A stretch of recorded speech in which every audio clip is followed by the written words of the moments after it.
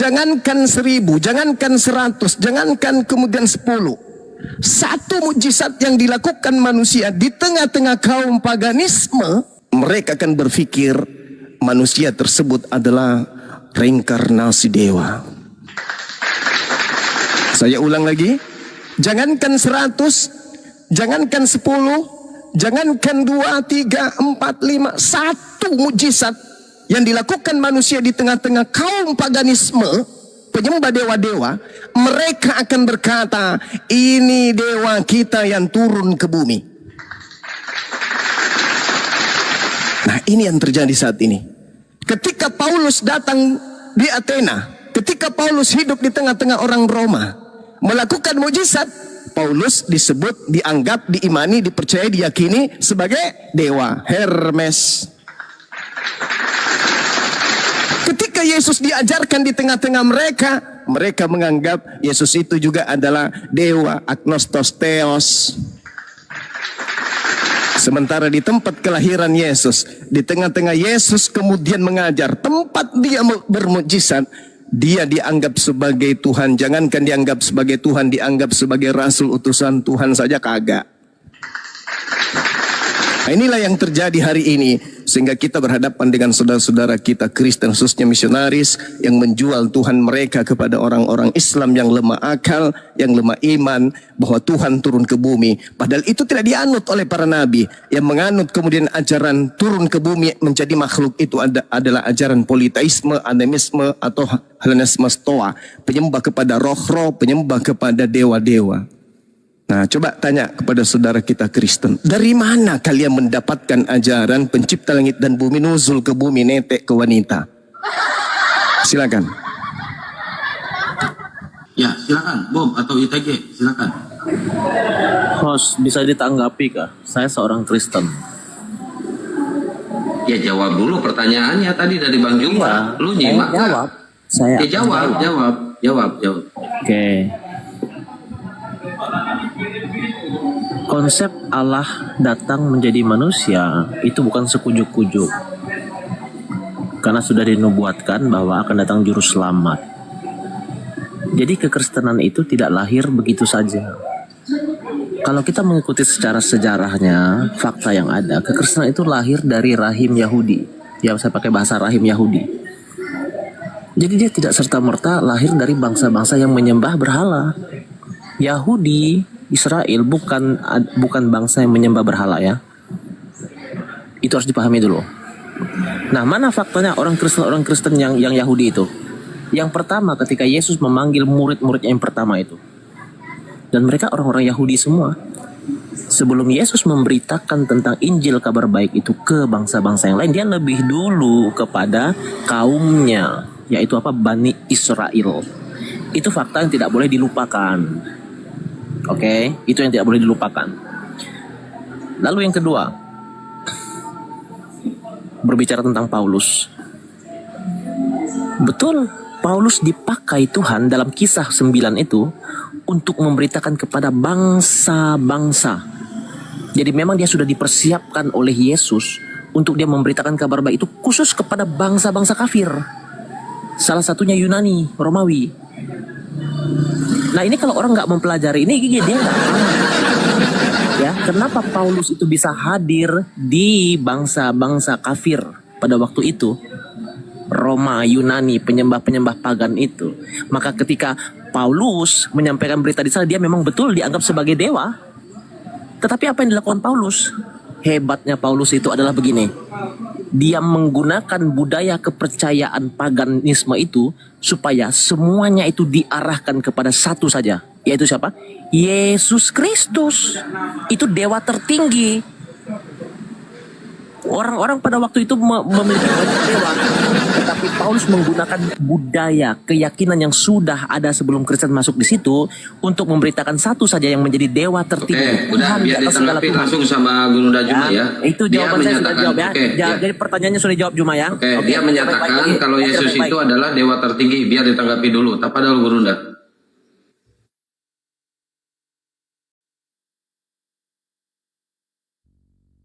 Masih di mute, Gurunda, dibuka mute. Bismillahirrahmanirrahim.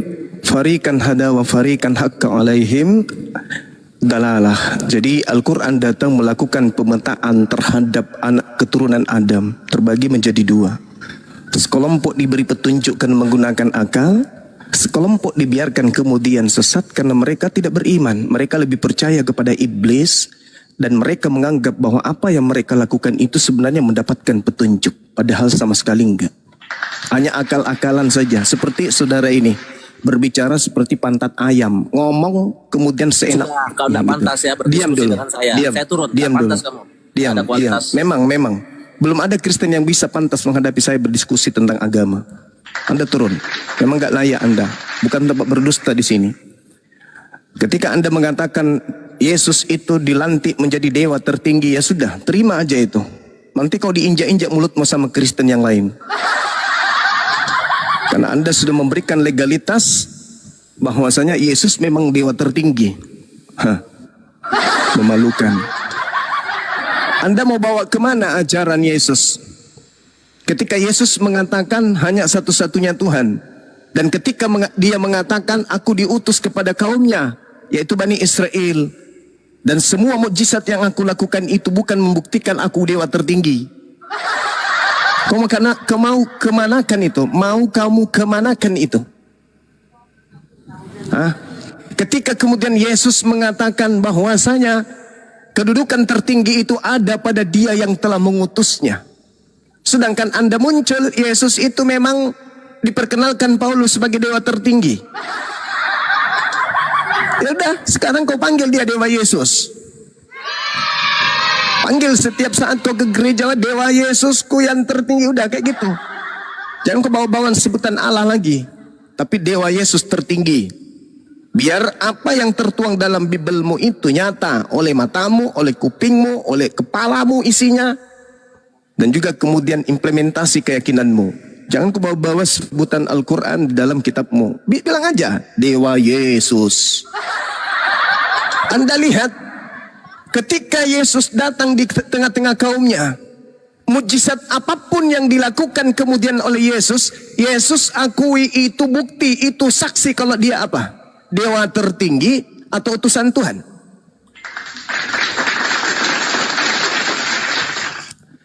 Jadi jangan menyesatkan orang. Al-Quran datang kemudian untuk meluruskan ajaran para nabi yang diplesetkan kemudian penyembah roh-roh, penyembah kemudian paganisme. Anda mengakui di depan orang banyak Yesus itu memang diajarkan oleh Paulus sebagai dewa tertinggi. Terus kamu berharap orang Islam percaya gitu? Kamu percaya? Ya tak mungkin lah. Kecuali kamu membuat ya semacam keadaan mencekam, menekan secara psikologi, menekan secara kejiwaan, menekan secara ekonomi, politik, kesehatan dan seterusnya, baru bisa kau ajarkan. Ayolah percayalah kepada dewa tertinggi, halilintar. Tapi kalau dalam keadaan santai seperti ini, tidaklah mungkin ada orang umat Islam kemudian yang mau ketipu dengan ajaran dewa tertinggimu itu. Yesus datang di tengah kaumnya. Apa kata Yesus? Makananku adalah melakukan apa yang diperintahkan oleh Bapakku untuk aku kerjakan. Buktikan coba. Bandingkan dengan dalil yang diajarkan oleh pendiri agama saudara.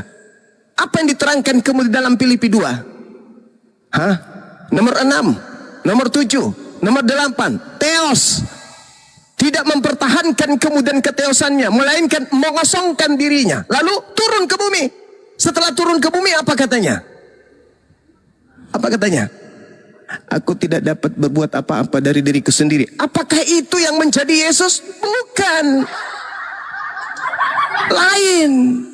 Lain yang berkata turun ke bumi menjadi manusia. Apakah dia yang berkata, aku datang bukan atas kehendakku sendiri? Lain. Tuhanmu, dewamu, di dalam Filipi 2 nomor 6 nomor 7, dewamu sendiri yang turun menjadi manusia. Sedangkan anak Maria mengatakan Yohanes 8:42, aku datang sebagai manusia di atas muka bumi ini bukan atas kehendakku sendiri. Beda dong. Beda oknum.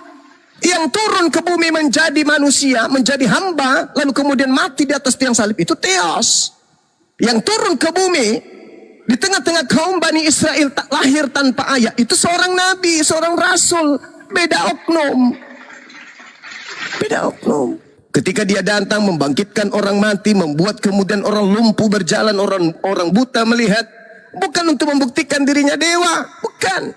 Dia membuktikan kalau dirinya hanya utusan Elohim, utusan Allah, utusan pencipta langit dan bumi. Maka dia mengatakan hidup kekal itu adalah mereka mengenal Engkau satu-satunya Tuhan yang benar, dan mengenal Yesus sebagai apa? Sebagai apa? Kuceluk. Sebagai apa kuceluk? Sebagai utusan. Sekarang Filipi 2 nomor 6, nomor 7, nomor 8. Theos mengosongkan dirinya, tidak mempertahankan keteosannya, melainkan mengosongkan dirinya, lalu turun menjadi hamba, mengambil rupa manusia. Setelah dia menjadi manusia, apakah Theos yang turun menjadi manusia ini mengatakan, aku datang bukan atas kehendakku? Kucolok, lalu atas kehendak siapa? Kucolok juga matamu nanti. Kau sendiri yang ngomong Theos mengosongkan dirinya, tidak mempertahankan keteosannya. Lalu kalau tidak mempertahankan ngapain dia? Dia turun. Siapa yang turun? Theos. Jadi apa? Jadi manusia. Setelah jadi manusia apa katanya? Aku jadi manusia bukan atas kehendakku sendiri. Tampar juga sendal lama-lama. Jadi atas kehendak siapa? Ada yang menyuruhmu jadi manusia rupanya? Enggak ada kan? Kau sendiri yang mengosongkan dirimu kok. Kau sendiri yang tidak mempertahankan keteosanmu kok. Kau yang turun mengambil rupa hamba. Kau pula yang mengatakan, aku datang bukan atas kehendak aku sendiri. Lalu atas kehendak siapa cupu? Kau jadi dongo. Kau sendiri yang mengosongkan diri. Kau sendiri yang jadi manusia. Kau sendiri yang taat. Bahkan kau sendiri yang mau mati di atas salib. Sekarang lu bilang, aku datang bukan atas kehendakku sendiri. Apa ini? Atau yang benar adalah yang berkata aku datang bukan atas kehendakku sendiri adalah oknum yang berbeda dengan yang disembah oleh orang Roma dan Yunani. Akulah Yesus yang kau Itu orang berbeda itu. Karena kalau Nabi yang datang di tengah kaumnya Bani Israel, jelas aku datang jadi manusia bukan atas kehendakku sendiri. Aku datang mempraktekkan, menteorikan, menyembah kepada hakikat pencipta langit dan bumi. Segala perkataan yang aku ucapkan bukan dari diriku sendiri. Segala pekerjaan, mujizat, tanda-tanda kekuatan yang dahsyat bukan dari diriku sendiri. Selesai. Sedangkan yang satu tadi tidak mempertahankan kedewaannya, melainkan mengosongkan dirinya, lalu turun ke dalam dunia ini menjadi hamba, lalu menjadi manusia, lalu mati di atas tiang salib. Pret. Ya kau sendiri yang jadi manusia kok sekarang kau katakan aku bukan diriku yang mau sendiri. Lalu siapa lagi di atas lo? Sedangkan yang tadi manusia Bahlul itu sudah mengakui ente adalah dewa tertinggi. Masih ada lagi di atasmu rupanya? Masih ada? Nggak ada. Jadi kau sendiri kan yang turun jadi manusia? Iya. Ya udah, derita lo. Artinya bahwa ketika lo mati, yang mati adalah dewa tertinggi. Ketika lo tidur, yang tidur adalah dewa tertinggi. Ketika lu yang dewa tertinggi. Sadar, sadar. Jadi jelas di sini ketika Yesus datang di tengah-tengah kaumnya, Nabi Musa datang di tengah-tengah kaumnya, Nabi Isa datang di tengah-tengah kaumnya. Apa kemudian implementasi iman tertinggi yang dimiliki kemudian para umat terhadap oknum tersebut? Rasulullah, Nabiullah, Al-Masih, Mesias, Kristus.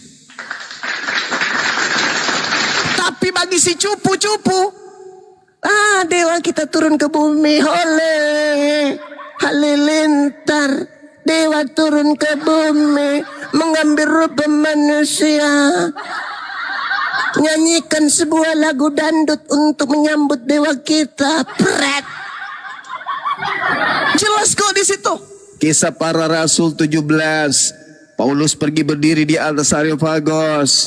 Dan kemudian dia berkata, hai orang-orang Athena, aku lihat bahwa dalam segala hal kamu sangat beribadah kepada Theos.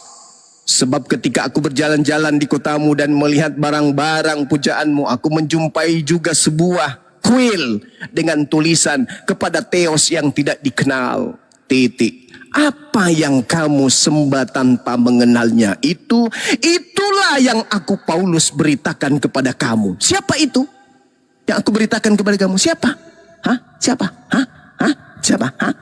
Yesus, Yesus, Yesus Kristus.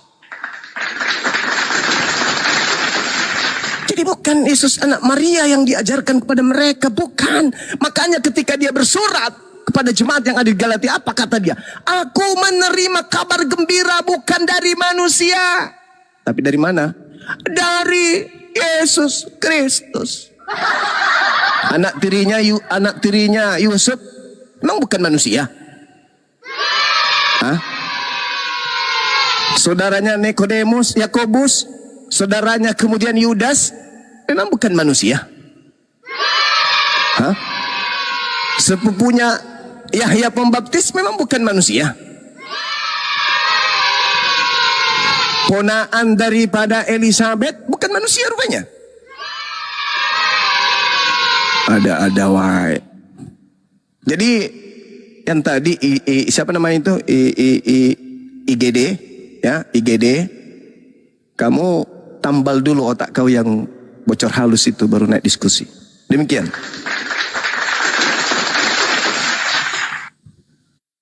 Ya, silakan Bob, ditanggapi Bob. Oke, saya tanggapi dengan jawaban yang sangat sederhana ya. Bahwasanya tidak perlu mencari keselamatan dengan berbagai hukum-hukum yang ribet ya. Cukup dengan modal iman bahwa Yesus Kristus adalah keselamatan kita dengan iman yang kuat gitu. Bahkan minum racun pun akan menyelamatkan Anda jika Anda benar-benar mengimani dengan seyakin-yakinnya gitu bahwa dialah juru selamat gitu. Itu sudah cukup itu, nggak perlu repot ribet gitu. Kita perlu hidup ini perlu patokan keselamatan ya. Jadi siapapun yang menjadi keselamatan yang Anda yakini sebagai sumber keselamatan yang mutlak, ya itulah Tuhan Anda gitu. Begitu saja.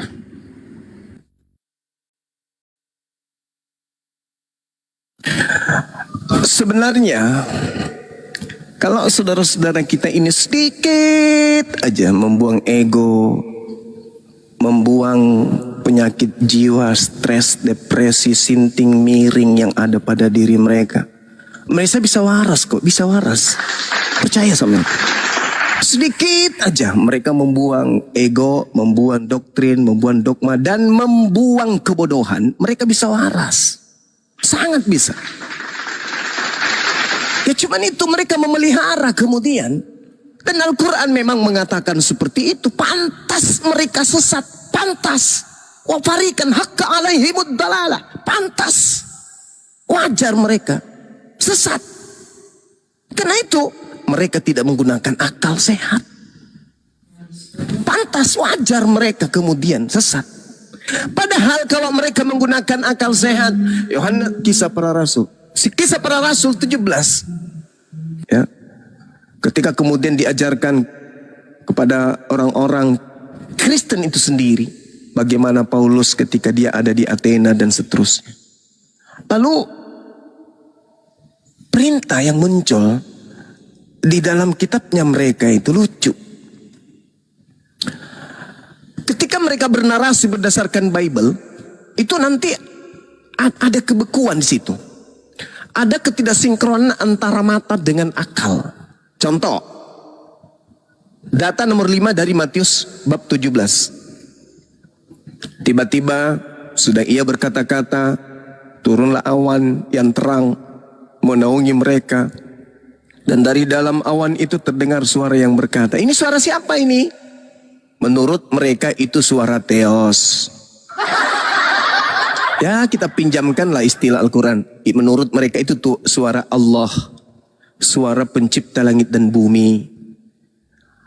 Pencipta kemudian berkata, inilah anak yang kukasihi, kepadanya lah aku berkenan. Terus dengarkanlah dia. Mereka kalau ingin menggunakan akal sehat, bukan hidup seperti kebo. Dengan dua kata itu aja mereka harusnya malu. Dengarkanlah dia. Jadi yang harus didengarkan ini adalah hamba Tuhan, di mana kepada dialah kemudian Tuhan itu berkenan. Siapa yang harus didengar? Yesus. Ketika semua ucapan Yesus kita susun dari A sampai Z, lalu kita mempraktekkan semua kata-kata itu, apakah kita menjadi Kristen?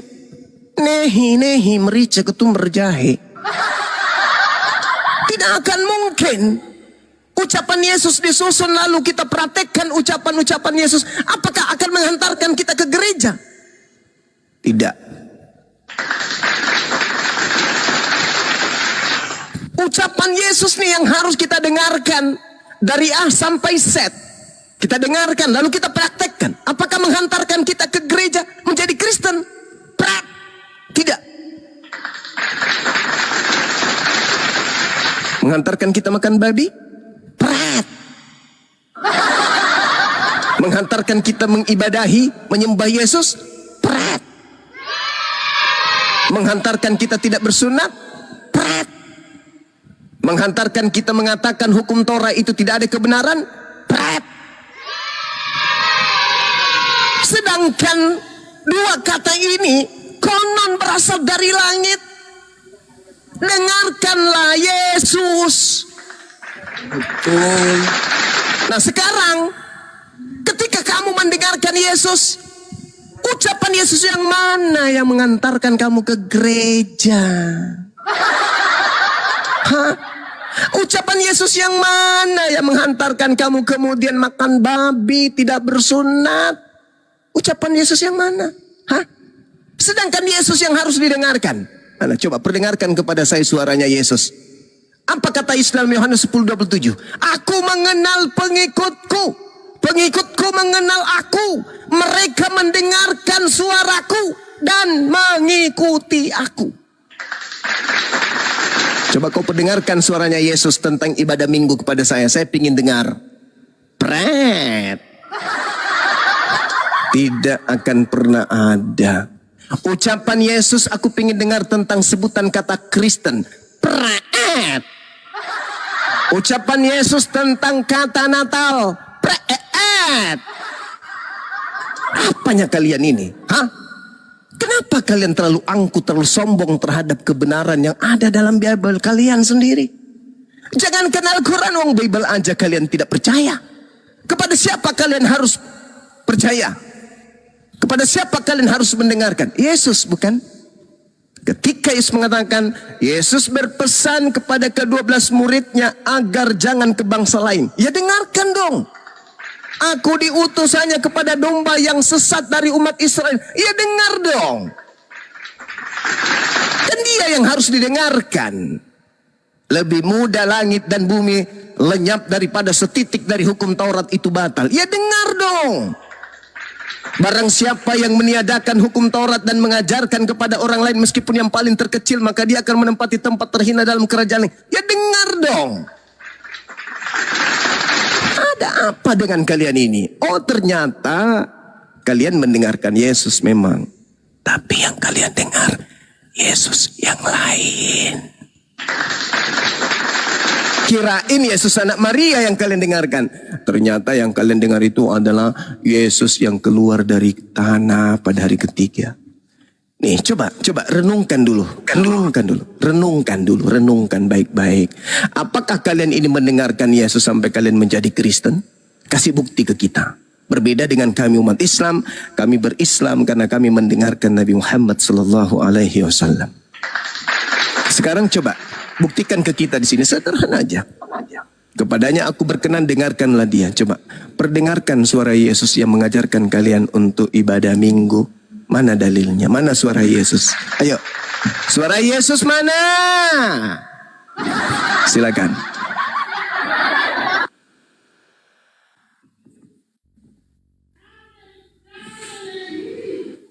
Ayo, Darel, silakan Darel.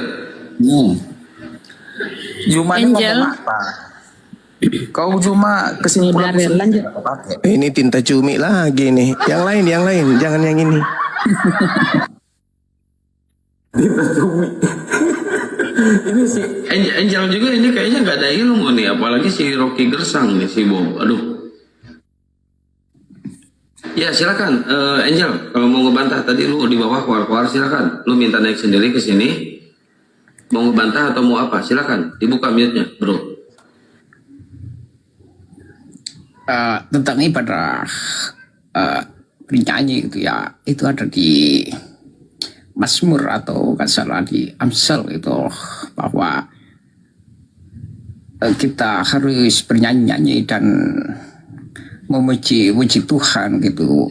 Itu bukan karangan ya, karena itu melalui kitab juga, itu rujukannya sama seperti perpuluhan juga. Itu di Kejadian ya, peristiwa Yakob itu ketika mendapatkan mimpi dari Tuhan itu, maka dia berjanji akan menyiapkan perpuluhan untuk Tuhan. Begitu juga dengan acara bernyanyi gitu, karena di Amsal itu ada perintah gitu dari Tuhan gitu. Bagi Juma.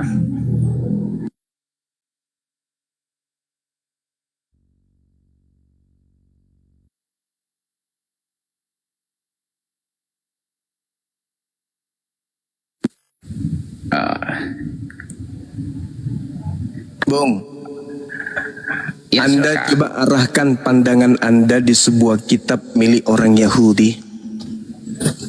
Di situ diperdengarkan kemudian, baiklah padang gurun menyaringkan suara dengan kota-kotanya dan dengan desa-desa yang didiami siapa?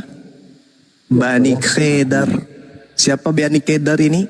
Arab.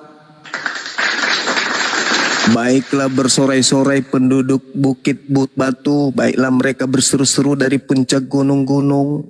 Siapa mereka ini yang didiami Kedar? Tanah Arab. Mereka disuruh berseru-seru, baik di kota maupun di desa. Yang ada di bukit batu berseru-seru, yang ada di puncak gunung. Mereka diminta, keturunan daripada Nabi Ismail itu diminta untuk berseru-seru.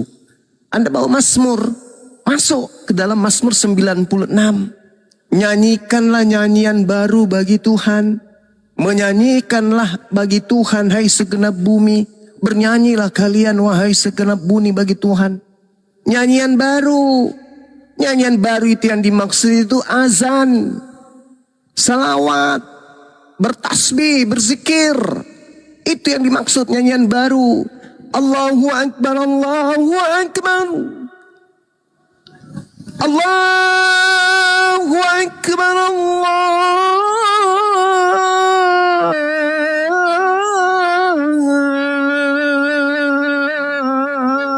Akbar.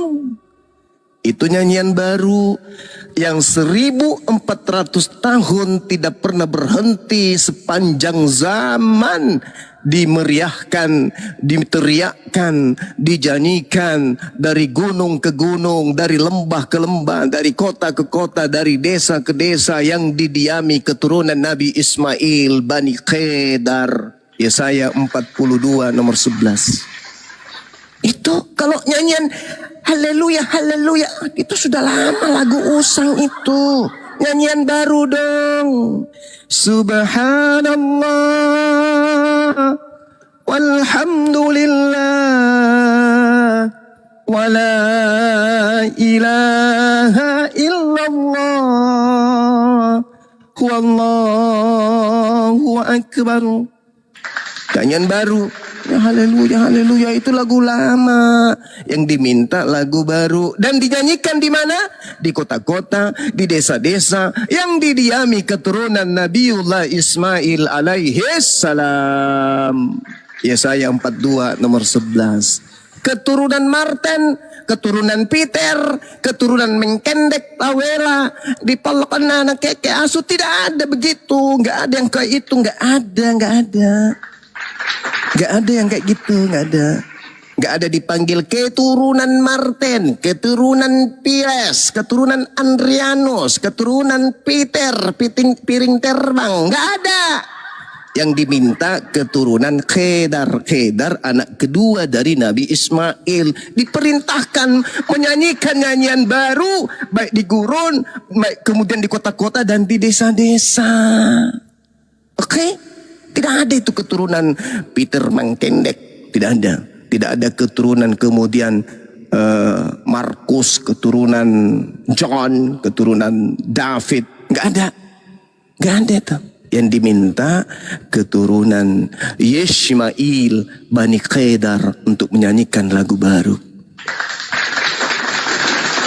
Silakan, saya mendengarkan nyanyian baru dulu dari masjid, lagi azan. Silakan yang lain. Ya, silakan, Bob. Ini 3 in 1 ini Muslim apa Kristen? 3 in 1? Loh, kok nanya itu 3 in 1 sudah clear and clean, kok nanya lagi, gimana sih? Oh, aliteng ya. 3 dalam 1. Nah, judulnya itu kan aku dan Bapak 2. Kalau Allah dengan Muhammad 1 kah? Apa hubungannya? Nabi Muhammad itu utusan manusia, Bang. Umat muslim Iya, itu tapi tidak kan ada yang menuhankan Nabi Muhammad, Bang. Syahadat itu tidak kuat kalau tidak nebeng Muhammad. Lu jangan ngolok-ngolok. Di sini Gimana? bukan untuk ngolok-ngolok, di sini untuk diskusi. Abang bisa diskusi nggak, Bang? Iya, saya tanya, Allah dengan Muhammad 1 kan? Itu beda. Nabi Muhammad itu utusan Beda. Allah, Bang. Ya, Nabi Muhammad Berarti itu utusan Allah. nanti itu judul di atas, aku dan Bapak 1, bukan 2 dong. 2, Yesus dan Bapak itu 2. Oh, berarti Allah dan Muhammad 1. Apa hubungannya Allah dengan Muhammad? Oh, itu head to head. Nggak ada, Bang. Umat muslim itu nggak ada yang Bagaimana menuhankan caranya Nabi kau Muhammad. mengatakan bahwa itu tidak satu? Dalam doamu saja Bang. harus nebeng Muhammad. Ya, Bang, gini, Bang. Abang tahu nggak ludah rohani? Tapi nggak mau lah. Jangan Saya Dulu diturunin. dipertahankan kayak gitu. Yuk, Oh, iya, ahos iya. ini. Naik bang, biar kau disirami rohani. Jangan disirami ludah. Naik.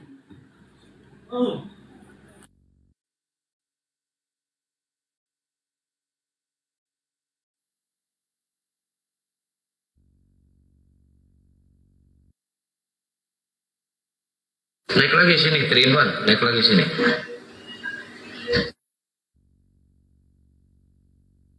Ngolok-ngolok dia. Naik lagi, Bang. Sini, Bang. Naik lagi, Bang. Gratis, Bang. Sini, naik lagi. Ya, Angel, silakan Angel sambil nunggu si 3 in 1.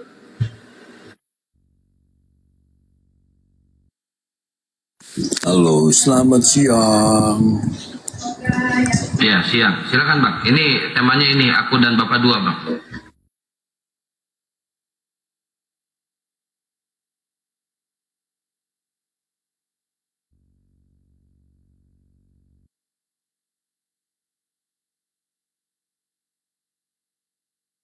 Ayo, jelasin. Aku dan Bapak 2, ini temanya nih. Ayo.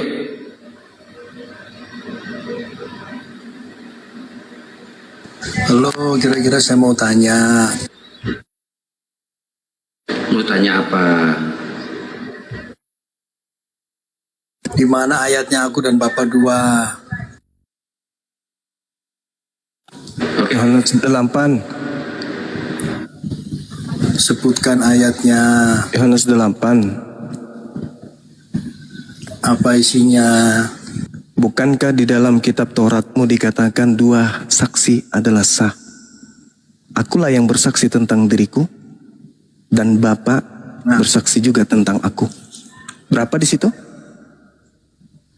Berapa, Bang? 1. Inilah yang saya katakan.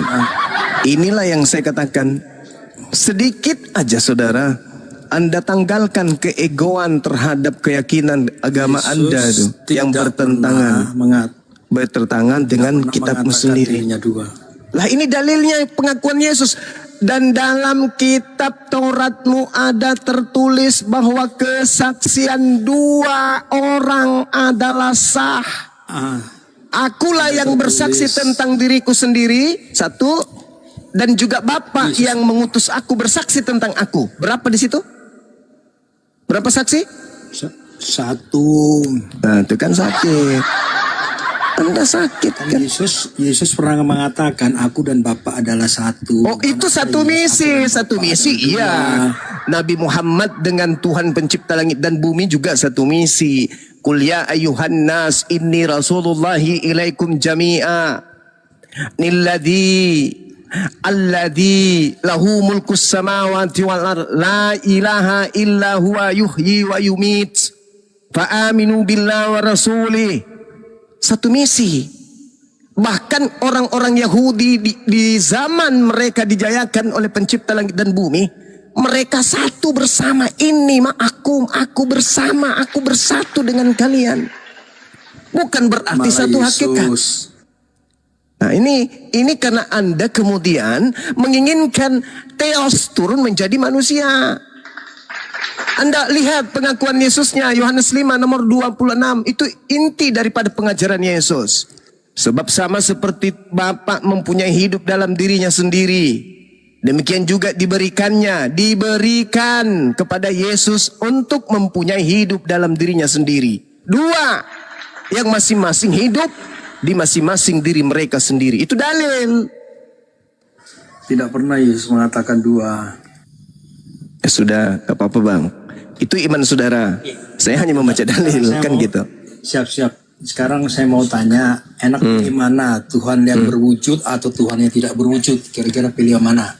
Oke, saya lebih pilih Tuhan yang tak nampak di bumi tetapi ada daripada Tuhan yang nampak di Putus, bumi Bunda. tapi dibunuh. Jaringan tak putus. Iya. Saya ulang lagi. Saya lebih memilih Tuhannya Yahudi yang tidak serupa dengan makhluk daripada Tuhannya Kristen yang serupa manusia tapi mati dibunuh manusia.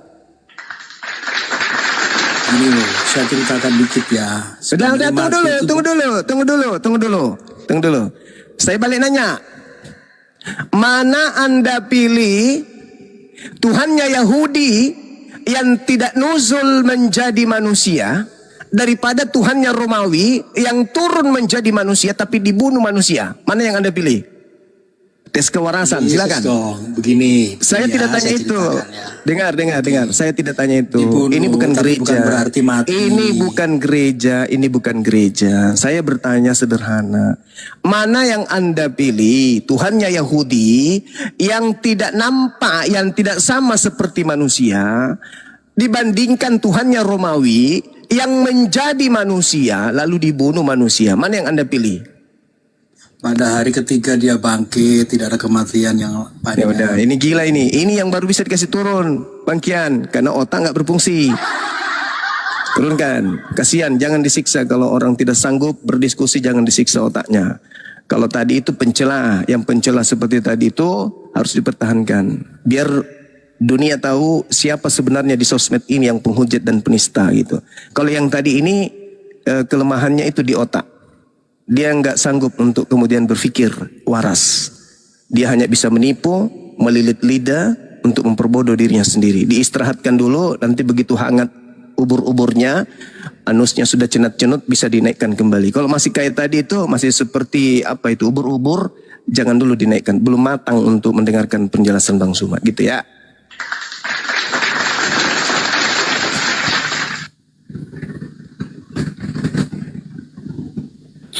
Itu sangat dua ya Gurunda, ketika Yesus berkata jangan kau sentuh aku mau pergi ke bapakmu Allah ke Allahmu. Nah itu kan ada dua di situ. Ya ada dua lah.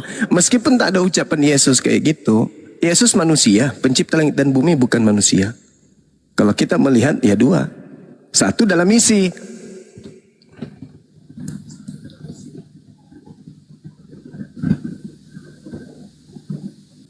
Satu dalam misi. Ya, satu dalam misi karena dia adalah perwakilan Tuhan di bumi yang diberi wahyu.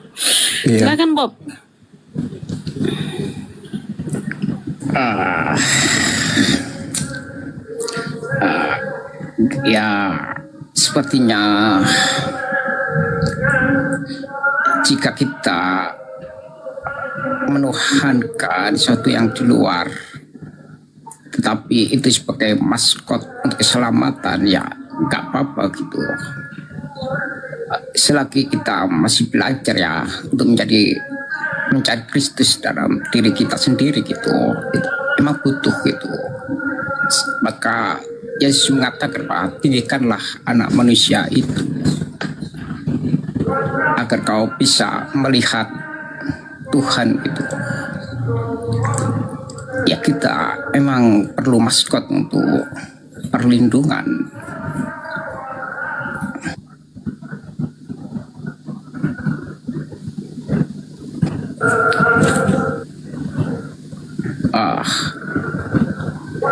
Hidup itu ya harus selalu dicari kebenaran sampai roh kebenaran kita inilah yang benar-benar menyembah Tuhan gitu. Karena Yesus berkata bahwa yang bisa menyembah Allah itu hanya roh kebenaran. Untuk fisik ini tidak akan sanggup karena tidak bisa melihat dan mendengar Tuhan itu. Maka gunakanlah roh kebenaran Anda, bangkitkanlah roh kebenaran itu gitu. Karena hanya roh lah yang bisa melihat dan mengenal Tuhan Allah gitu. Karena Allah itu adalah ruh itu. Begitu penjelasan saya selagi belajar ya tidak apa-apalah. Karena kesadaran yang tertinggi adalah Tuhan sendiri gitu. Capailah itu dengan kebangkitan dari roh kudus Anda gitu.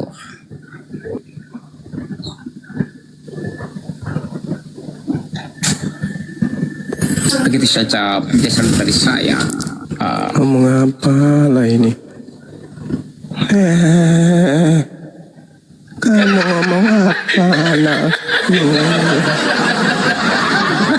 Ya di dalam diri manusia Anda lupa bahwa Saya nggak mau komen tapi lucu jadi. bahwa roh kita ini sudah bersaksi gitu bahwa saya sanggup untuk hidup di dunia ini itu.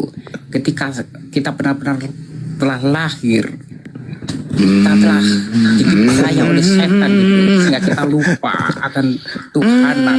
Makanya itulah tujuan dari para utusan kita mengingatkan kembali bahwa kita sebenarnya telah mengenal Tuhan gitu. Ada lagi yang salam. Ada yang buka salon sore-sore gini. Salam damai sejahtera untuk kita semua. Oh, Salam. iya, salam damai. Ini Bang. agak mending nih. Tuhan Yesus memberkati kalian semua. Boy. Di dekat gereja. Ya gimana Bang? Hanya Yesus adalah jalan satu-satunya untuk menuju ke rumah Bapa di surga. Terus kenapa jadi Kristen kalau gitu? Gimana Bang? Kenapa jadi Kristen kalau Yesus adalah jalan? Sebab Tuhan adalah Tuhan Yesus yang disembah untuk selamanya. Tadi katanya jalan, sekarang jadi tujuan. Mana yang betul? Ya, sebab Dia Tuhan, makanya saya jadi Kristen Bang. Oh, ya. Jadi ketika Yesus datang di tengah-tengah Bani Israel melakukan mukjizat, orang-orang Israel menganggap mukjizat itu mukjizat Tuhan atau mukjizat kemudian Mesias atau manusia? Ya, mukjizat Tuhan Bang. Mukjizat Tuhan yang Tuhan lakukan melalui perantaraan manusia, betul? Ya, sebab Dia diutus Bang. Diutus oleh Tuhan. Nah, itu sehat. Berarti Yesus ini utusan Tuhan. 3 menjadi 1 Bang. 3 ini lari ke Yunani Romawi ini. Ini bukan ajaran Yesus ini. Yesus mengatakan hidup kekal itu mengenal Tuhannya Yesus satu-satunya Tuhan dan mengenal Yesus sebagai utusannya. Ya, Itu ajaran Bang. Yesus. Kalau Bang. 3 menjadi 1 itu Roma Yunani. Bang, aku mau tanya Bang. Ya. Tapi tolong gunakan otak ya. Kalau kita memperbanyak istri Bang, selain dari istri yang satu, apakah dihalalkan bang lebih dari 10 istri atau 70 istri dan akan masuk ke surga?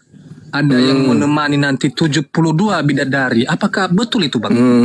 Jadi di Islam itu boleh menduakan istri boleh, tapi tidak boleh menduakan Tuhan. Itu di Islam. Iya, Terbalik di Kristen. Di Kristen lucu. Di Kristen itu lucu. Di Kristen itu tidak boleh menduakan istri, tetapi boleh menduakan Tuhan. Berarti orang Kristen lebih takut ke istrinya daripada ke Tuhannya. Berarti Ayo. agama Islam itu bang. Anda pilih mana? Anda pilih mana? Menduakan istri atau menduakan Tuhan? Enggak, Ayo. abang jawab dulu. Apa tuh? Tuhan Muslim itu Muhammad atau Rabbah atau dua-duanya bang? Apa itu? Ini bertanya tapi dia nggak ngerti pertanyaannya. Sekarang menduakan Tuhan atau menduakan istri? Mana Anda pilih? Gimana? Mana Anda pilih dalam hidup Anda, menduakan istri Anda atau menduakan Tuhan Anda?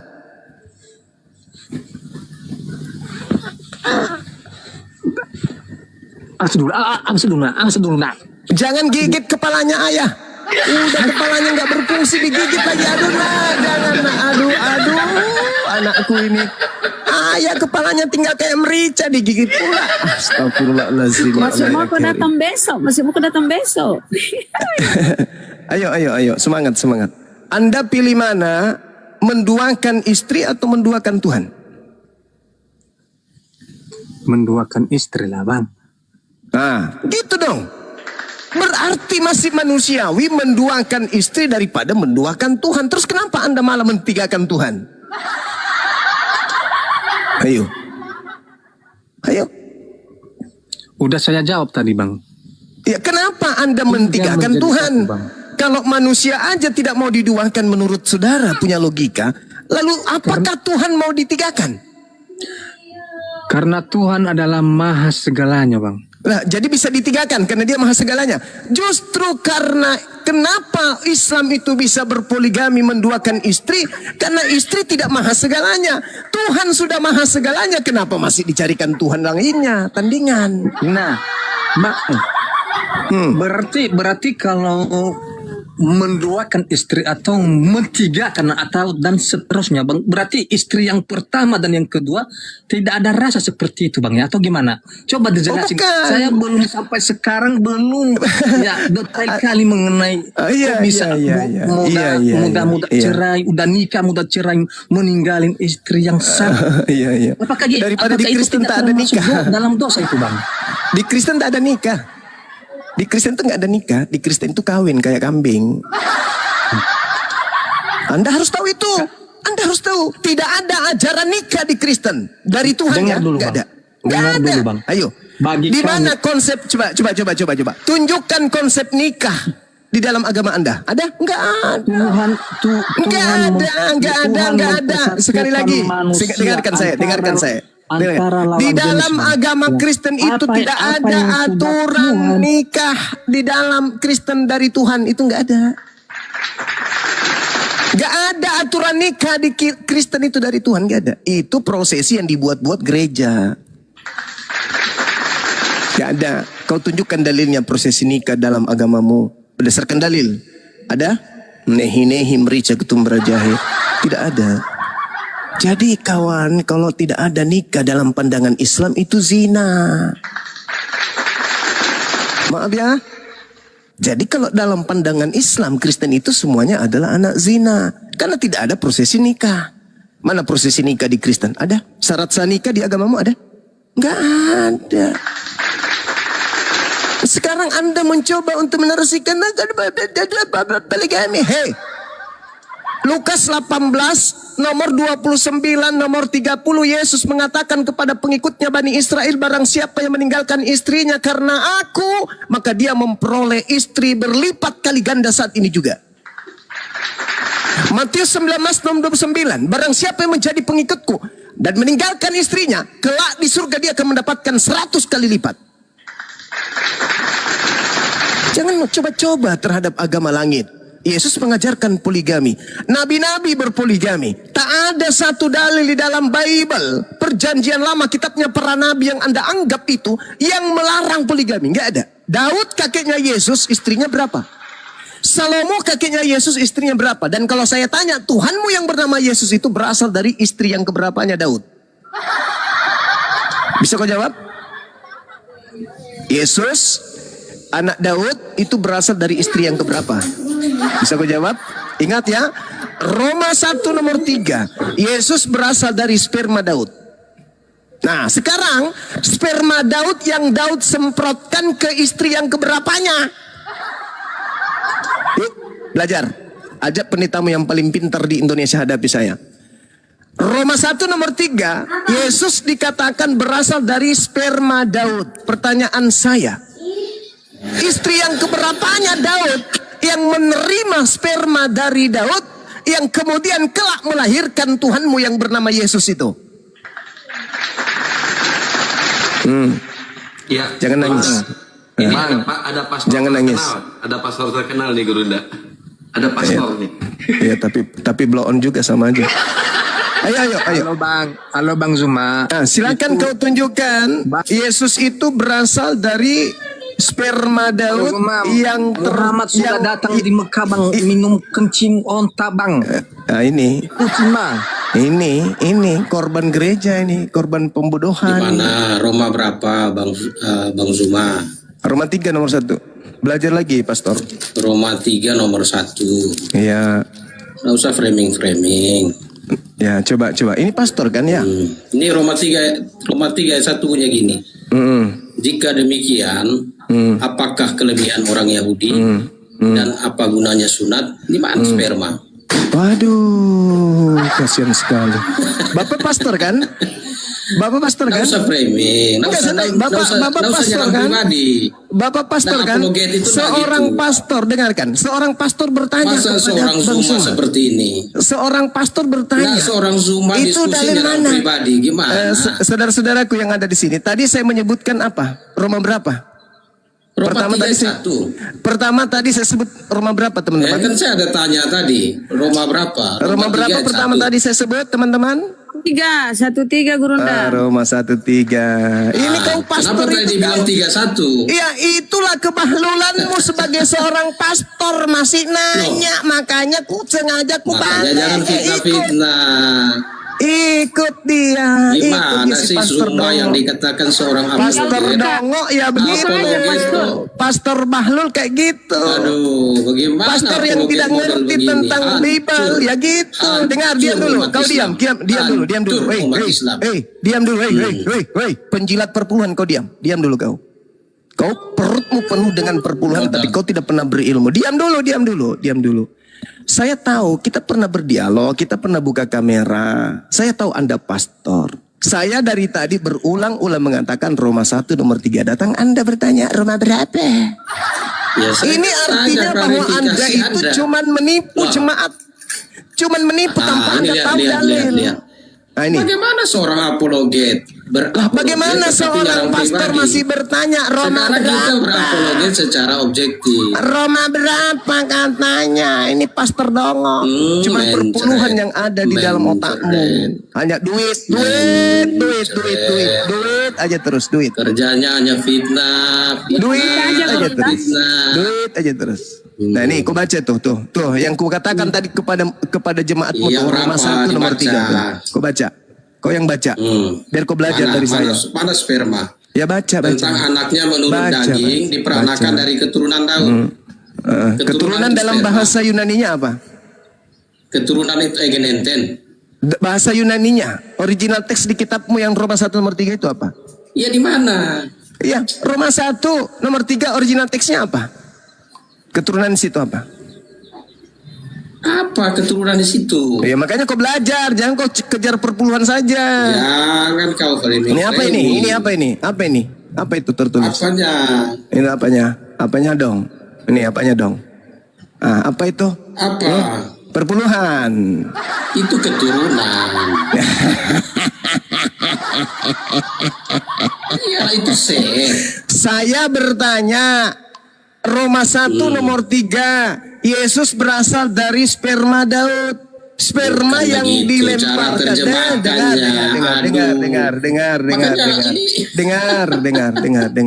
Dengar. Sperma yang dilemparkan Daud nantinya itu melahirkan Yesus. Iya. Sperma yang dilemparkan Itu ke istri yang keberapa? Jawab. Sperma itu bukan itu keturunan benih. Ya. Itu sebenarnya diterjemahkan benih. Ini pastor gaya. Itu benih. Gaya selangit. Ya Gaya. benar.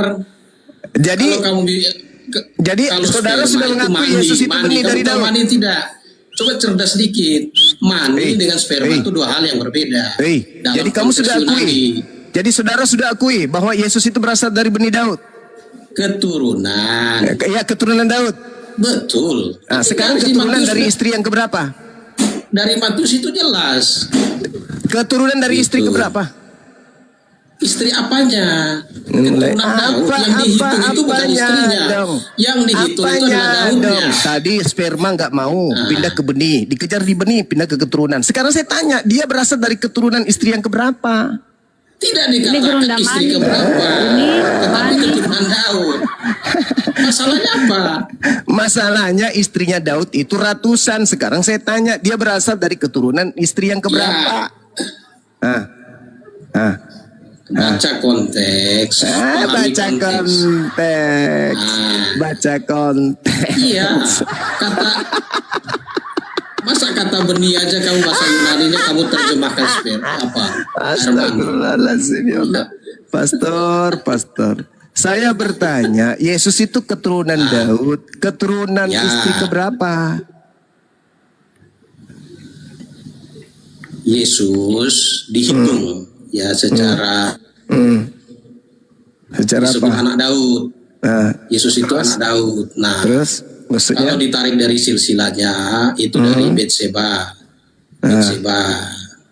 berarti istri keberapa Betseba. itu? Tetapi tindakan yang dilakukan. Istri keberapa? Oke, tindakan Istri keberapa? tindakan poligami. Itu yang istri dilakukan. sangga itu? Sebentar. Sangga itu?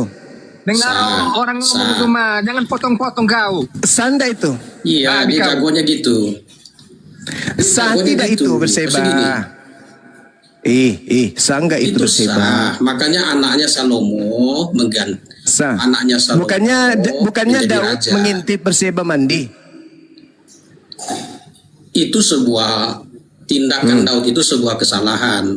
Ya. Sebuah kesalahan dan dihukum. Berarti Tindakan Anda dia itu mengakui dihukum. Yesus itu keturunan dari Kenapa? Kan keturunan hukumannya, dari Daud akhirnya Daud yang dan Betseba, berasal dari anak pertamanya kesalahan itu gitu. meninggal. Berarti dia berasal dari kesalahan. Yesus berasal dari keturunan yang Enggak, keturunan bukan dari gitu. kesalahan. Lalu? Jadi gini, kamu dengar ceritanya dulu. Ya. Nah, makanya supaya kamu cerdas, kamu dengar ceritanya. Jadi Daud itu melakukan sebuah tindakan dosa perzinahan. Ya, berarti Dengan Yesus Betseba. berasal dari keturunan Nah, Zina. enggak, bukan. Lalu. Lu tadi Jadi katanya dari hukumannya, persinahan. dengar dulu, makanya lalu gimana Tadi sih, persinahan. bodoh sekali kamu. Tadi persinahan. Perzinahannya itu, hasil dari perzinahannya itu, anak yang dilahirkan itu dihukum. Daud dan Betseba dihukum, anaknya itu meninggal. Lalu kemudian Daud mengambil Betseba menjadi istri yang sah, melahirkan Salomo. Melahirkan Salomo. Nah, Salomo awal itu anak yang sah. Awal pertemuan mereka itu berasal dari perzinahan, perkenalan Ya, mereka. awal pertemuan mereka itu sebuah kesalahan, itu sebuah dosa. sebuah dosa. Berarti Yesus berasal dari keturunan Tapi pezina. Yesus itu secara Betulkah itu? Betulkah itu Yesus berasal dari keturunan pezina? Betulkah? Itu pertanyaan. bukan dari keturunan pezina. Loh, Daud tadi katanya Anda katakan berzina. Iya. Kalau kamu bisa bedakan nggak orang yang jatuh dalam dosa zina dengan pezina? Iya, Anda yang mengakui, Pezina itu- Anda yang mengatakan bahwasanya pezina itu Daud sebentar. berzina Makanya dengan saya belum temukan apologet neneknya Islam yang Yesus, cerdas. gitu. Saya belum temukan Anda yang apologet Islam sendiri cerdas. mengatakan tadi loh. Anda yang Tidak bisa mengatakan bedakan tadi. antara pezina Anda yang mengatakan dengan tadi, perbuatan bukan zina. saya. Kalau Saya pezina, hanya mendengarkan. maka saya bilang saya belum temukan apologet Islam yang cerdas. Saya yang mendengarkan dan juga orang lain di Iya. sini yang mendengarkan. Jadi Daud dan Betseba, sebentar. Daud berzina dengan istri Uria, betul? Jangan di-mute. Bagaimana di-mute ini? Betul tidak? Orang apologet Islam ini kayak ketakutan. Betul tidak? Enggak usah panik kau. Betul tidak? Iya, awal Kan sudah gue mulanya. satu. Tetapi Yesus. Kemudian sabar dulu. Kau jangan ngomong sendiri, jangan menang sendiri. Ini kita mau Ya urut. kamu dari tadi ngomong sendiri pakai mute. Iya, karena kamu itu Gimana menjilat ludamu framing-framing? sendiri, Pastor. Aduh. Pastor, kau Model menjilat cowok, ludamu orang sendiri. apologet ini. Tadi Nanti nggak kau bisa ngomong di mengatakan Daud itu berzina. Dengan siapa Daud berzina? Dengan siapa Daud berzina? Daud itu jatuh di dalam dosa mulai perzinahan dengan Betseba. Berseba. Apakah betul? Sabar dulu. Apakah betul dari dua orang ini nanti turun kemudian Yesus? Daud dan Betseba berzina, lalu dihukum. Hukuman dari Tuhan untuk mereka ialah anak yang dilahirkan dari hasil zina itu wafat. Waktu lahir wafat. Lalu Daud mengambil Betseba sebagai istri yang sah. Istri. Bagaimana cara Daud mengambil istri Uria? Bagaimana caranya? Jadi Daud jatuh di dalam dosa perzinahan. Bagaimana caranya? Itu dosa pertama. Dosa kedua, Daud bagaimana caranya? Dosa kedua, Daud merencanakan kejahatan itu berikhtiar untuk membunuh suaminya Betseba. Agar dia mengambil Betseba sebagai istri. Sebenarnya awalnya bukan istri. Tujuannya untuk menutupi rasa malu dari perbuatan zina mereka, karena pada waktu mereka melakukan itu Betseba hamil. Ya itu ceritanya gitu. Lalu kemudian Uria wafat di medan perang. Uria wafat di medan perang. Itu rencana Daud nggak supaya Uria meninggal di medan perang? Akhirnya dari tindakan Daud itu Allah menghukum Daud juga. Yaitu ada pertumpahan darah di antara anak-anak Daud. Tetap ada hukumannya, itu dosa, makanya itu ada konsekuensinya. Dosanya dihapuskan nggak, Daud? Tindakannya, karena Daud pada akhirnya dia menyesal, dia bertobat. Setelah bertobat dihapus nggak dosanya? Ya, hukuman tetap dilaksanakan, tetapi Daud karena dia menyesal dan bertobat, dia diampuni. Diampuni, berarti tidak perlu penyaliban.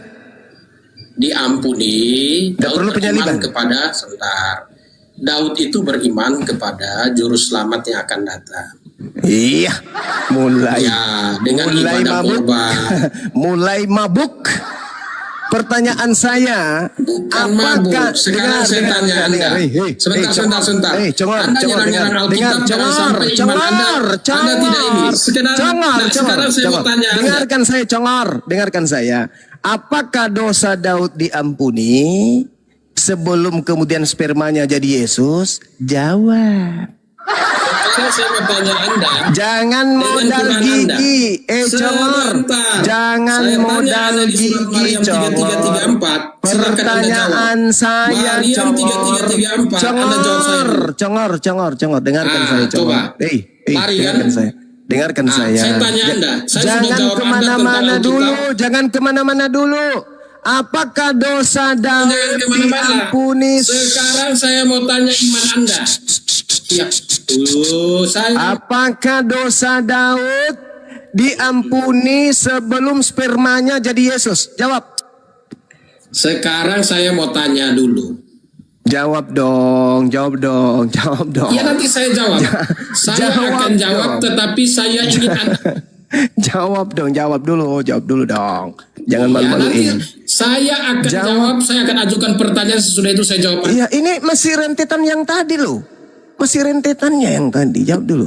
Ya, sekarang gini, Anda bertanya ke saya akan jawab Anda, demikian saya mau bertanya ke Anda. Jangan berani bertanya tapi tidak mau ditanya. Loh, Itu takut namanya. Pengecut saya namanya. tadi mengurai. Gentleman jadi Saya orang, jangan mengurai pengecut. tadi. Saya mengurai.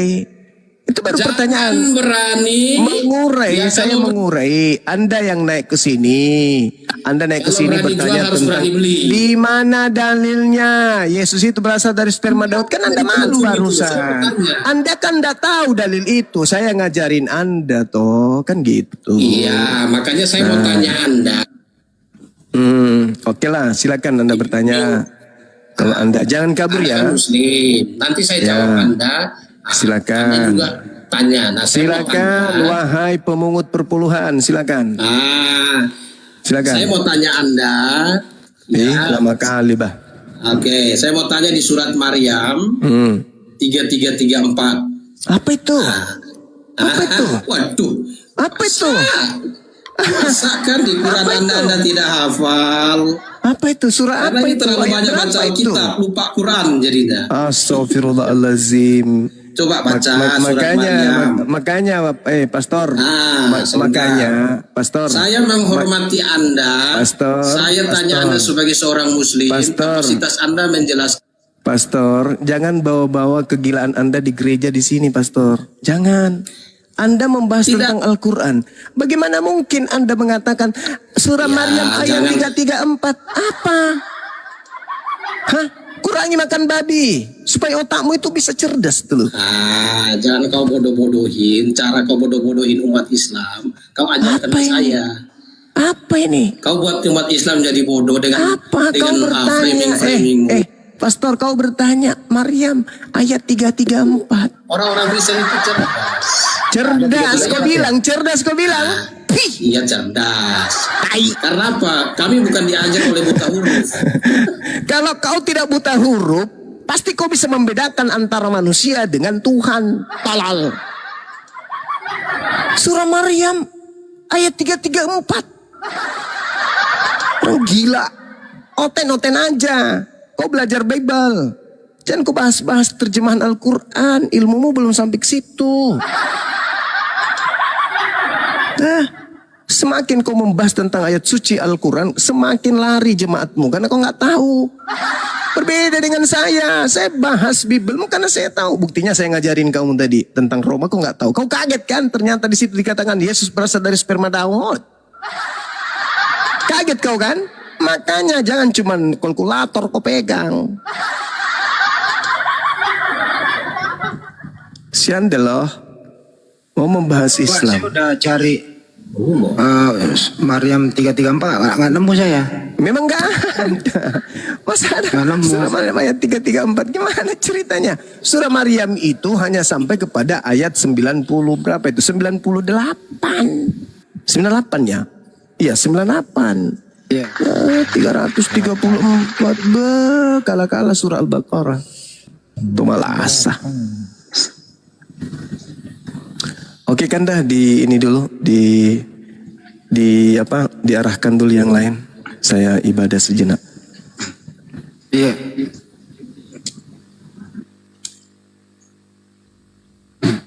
Mestinya dijawab dulu pertanyaannya Bang Juma itu baru Anda bertanya.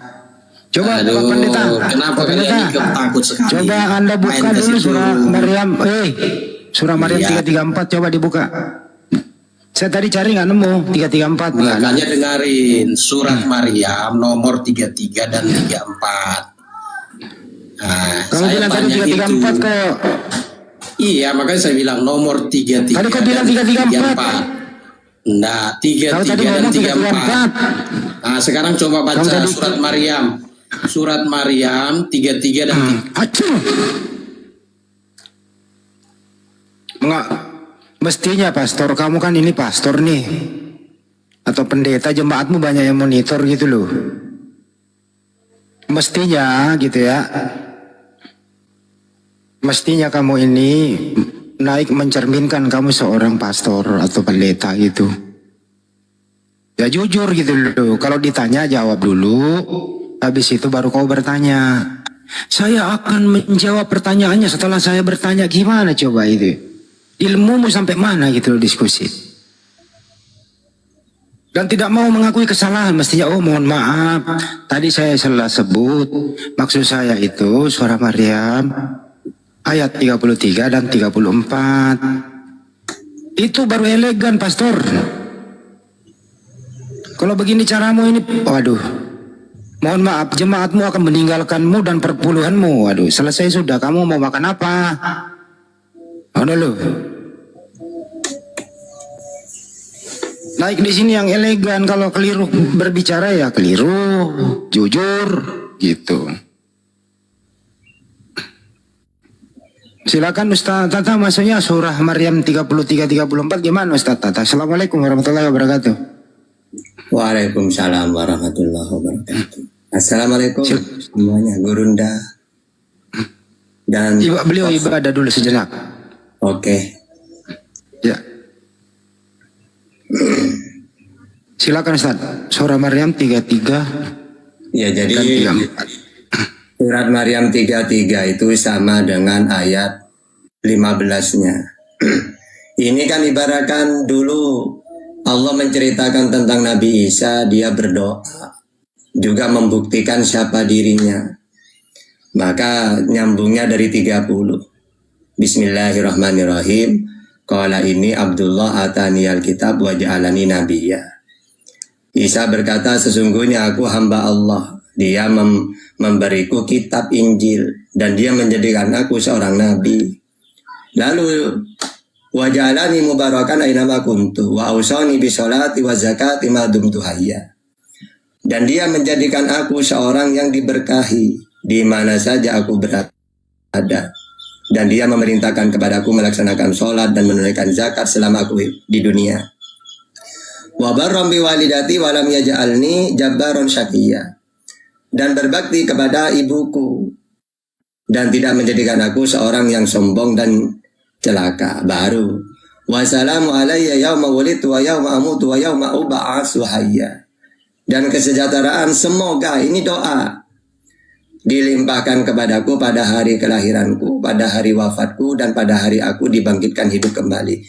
Jadi karena dia manusia, ya sadar bahwa hidup itu 3 fase memang. Fase kehidupan di dunia, kematian, dan bangkit di mahsyar. Nah ini Isa ini berdoa seperti itu agar supaya dia itu kesejahteraan bukan hanya hidup doang, tapi nanti ketika meninggal, bahkan ketika Allah bangkitkan lagi di mahsyar. Nah sekarang Yesus ini sama seperti kita ini. Fase pertama masih. Karena dalam Al-Quran itu barrafahullah. Allah angkat dia hidup-hidup. Berarti Isa kedudukannya masih fase pertama. Karena belum meninggal dia seperti kita. Gitu maksudnya. Jadi doa seperti kita sekarang kan doa kayak gitu. Gitu. Oke. Tadi ada yang dibahas mengenai Nabi Daud ya. Mereka mengakui ada di sana ada nabi yang berzina begitu. Di Al-Quran ada nggak sih nabi berzina? Jadi dalam Al-Quran itu semua para nabi itu sangat dimuliakan. Qulu amanna billahi wa ma unzila ilaina wa ma unzila ila Ibrahim wa Ismail wa Ishaq wa Yaqub wal asbati wa ma utiya Musa wa Isa wa ma utiya nabiyyuna min rabbihim la nufarriqu baina ahadim minhum. Jadi umat Islam tidak boleh membeda-bedakan para nabi. Makanya oleh Allah disuruh sholawat. Wassalamun alal mursalin. Bersolawatlah kamu kepada semua para nabi. Karena mulia di hadapan Allah. Kita wajib memuliakan Isa alaihi salam, Daud alaihi salam. Kenapa kau disalawatin? Menandakan kita itu memuliakan. Tidak ada nabi, jangankan berzina, mereka maksum. Ya. Jadi itu Allah tidak akan salah memilih para nabi itu, gitu. Cuma di kitab mereka, oleh keimanan mereka ada nabi-nabi yang melakukan inilah, itu gak benar, gitu. Apa perbedaan alaihissalam dengan sallallahu alaihi wasallam Pak Ustaz? Ya sama-sama sholawat alaihissalam ya, baginya keselamatan. Nah kenapa Nabi Muhammad pakai Allahumma sholli ala sayyidina Muhammad, Allahumma sholli salim alaihi. Nah itu karena memang beliau ini ibaratkan beda sendiri. Karena ibaratkan pangkat presiden diutus untuk seluruh dunia. Sedangkan nabi-nabi yang lain hanya untuk satu kaum. Ya tentu saja beda sholawatnya, tapi sama artinya sholawat gitu. Gitu doang sebenarnya. Oke. Ya artinya semua nabi itu adalah nabi terhadap kaumnya masing-masing. Nabi Muhammad untuk rahmatan lil alamin. Itu perbedaannya Pak Ustaz. Mantap. Jadi nggak boleh ya kita mengklaim atau dalam pikiran kita bahwa ada nabi berbuat yang aneh-aneh zaman dulu, apalagi menyalahi perintah Tuhan gitu ya Pak Ustaz ya? Nggak ada. Semuanya itu kita muliakan dan perintah Allah untuk memuliakan para nabi itu. Tadi dia mau bawa ke sini Pak Ustaz, katanya Nabi Isa itu katanya udah wafat. Yang ayat tadi yang Pak Ustaz jelaskan itu, emang Nabi Isa itu udah wafat? Apa gimana Pak Ustaz? Ya enggak, dalam Islam itu wama qataluhu wama shalabuhu walakin syubbiha lahum. Dia tidak mati disalib, dibunuh, akan tetapi yang mereka salib itu orang yang Allah serupakan udah. Lalu kemana Isanya? Barrafahullah. Allah angkat dia hidup-hidup tanpa kematian. Kenapa dia diangkat hidup-hidup kok tidak dimatikan? Karena dia itu masih ditugaskan lagi oleh Allah. Makanya ketika kita ditanya, Tata kenapa bukan nabimu, bukan Musa yang turun lagi nanti di akhir zaman? Kenapa harus Isa? Loh, karena Isa memang belum mati. Ya andai kan dia mati, tidak mungkin dia diturunkan lagi, muncul lagi. Justru Allah angkat hidup-hidup karena dia masih mau ditugaskan lagi. Ibaratkan gini, terus ada lagi gini, kenapa cuma Nabi Isa dalam Al-Quranmu? Dia itu terkemuka dunia dan akhirat gitu. Loh, karena cuma Nabi Isa yang oleh umatnya dilecehkan, dikatakan anak zina lah, dikatakan harus mati dibun-bun lah, ditelanjangin gitu tuh. Makanya ayat itu untuk menegur orang Wahyudi.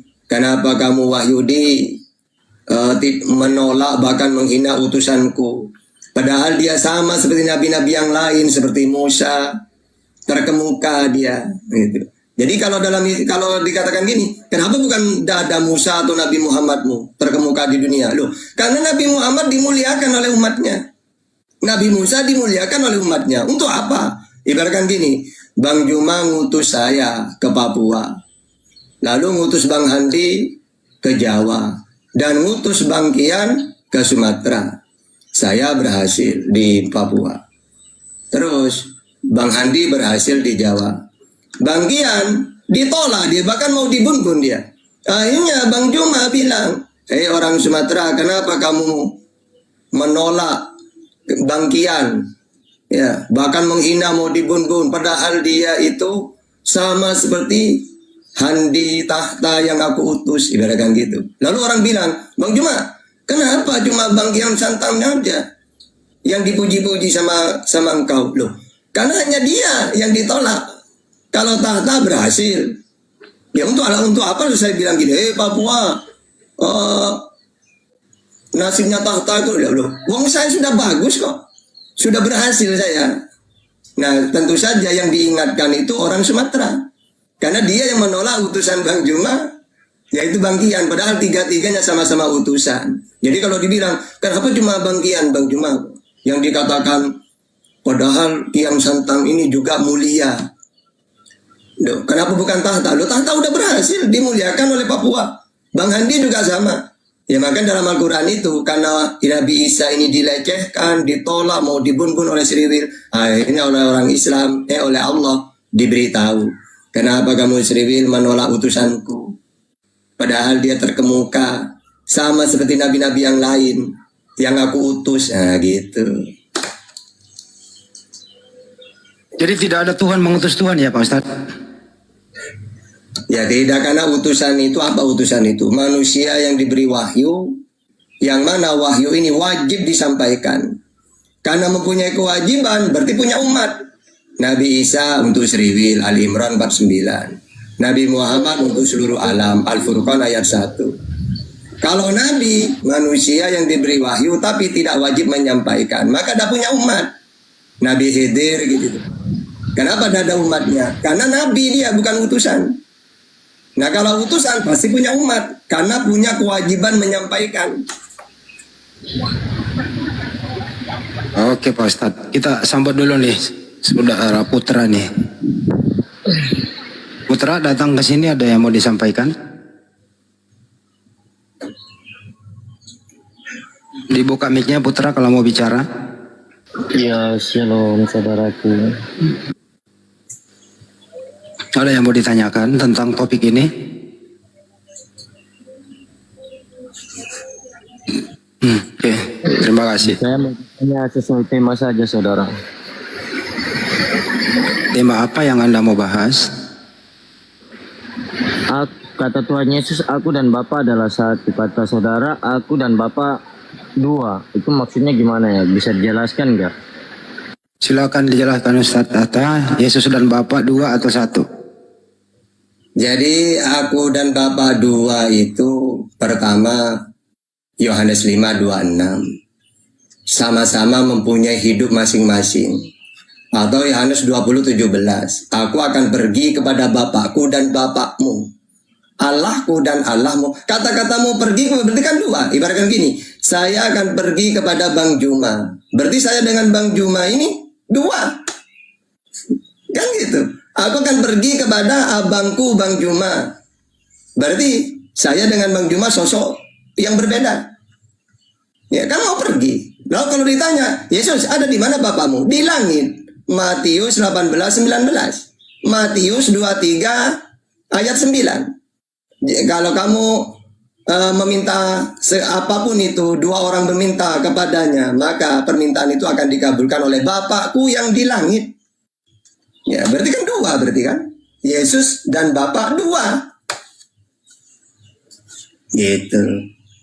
Itu Putra, ada yang mau diluruskan? Kita Silakan. menyatakan, tadi betul Bang. Abang kan Yesus diutus, dia bersaksi aku dan Bapa adalah satu. Berarti dia berdoa kepada Bapaknya dan saudara berkata Bapaknya dua, itu di mana Bapaknya dua? Saudara berdoa kepada Bapa siapa lagi nih?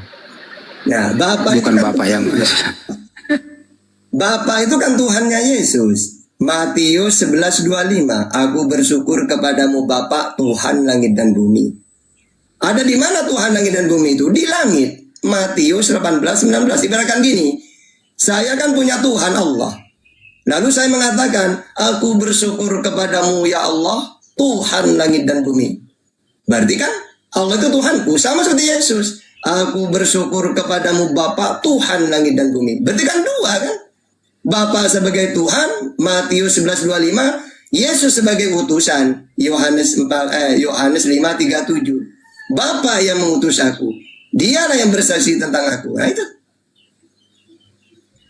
Iya saudara, saya percaya perkataan saudara. Tuhan Yesus berkata, aku datang bukan untuk orang yang tidak berdosa, melainkan orang yang berdosa, dan dia akan memberikan Sukron.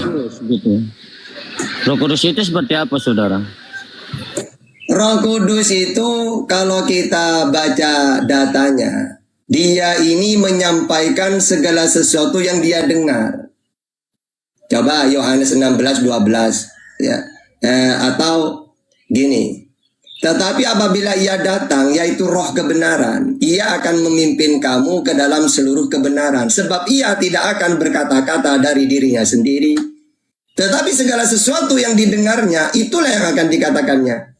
Coba, siapa ini? Dia menyampaikan loh. Apa yang dia sampaikan sesuai dengan apa yang dia dengar. Siapa sosok ini? Coba, terus apa yang didengar? Misal orang Kristen mengatakan ada Roh Kudus. Ingat ya, Roh Kudus di sini dia menyampaikan segala sesuatu yang dia dengar. Pertanyaannya, apa yang dia sampaikan? Apa isinya? Jangan-jangan ini cuma omong doang ini, tidak ada bukti ini. Yang dia ngomong tentang Bapa, macam dua Bapa ini di dalam Yohanes 8-nya, tentang keturunan Abraham yang berasal dari Allah dan keturunan Abraham yang tidak berasal dari Allah. Itu Bapaknya ada dua. Emangnya ada manusia yang bukan berasal dari Allah? Ada nggak? Iya ada. Siapa? Manusia yang tidak suci. Siapa itu yang tidak suci itu?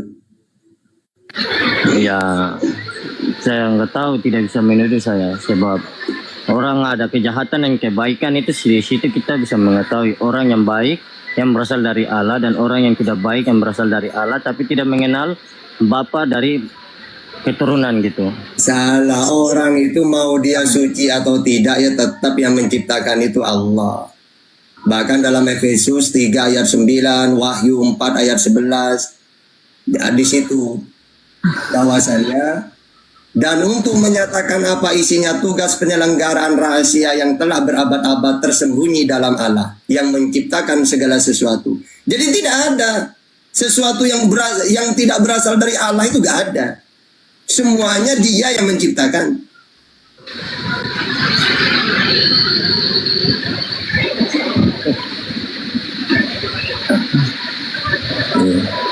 Jadi kalian ini melawan Bibelnya sendiri kalian ini. Mau ngomong Ya, apa? ada ayat Alkitab menyatakan begini Pak Ustadz, ada ayat Alkitab mengatakan janganlah kita mempersalahgunakan kasih karunia Allah Tuhan kita Yesus Kristus.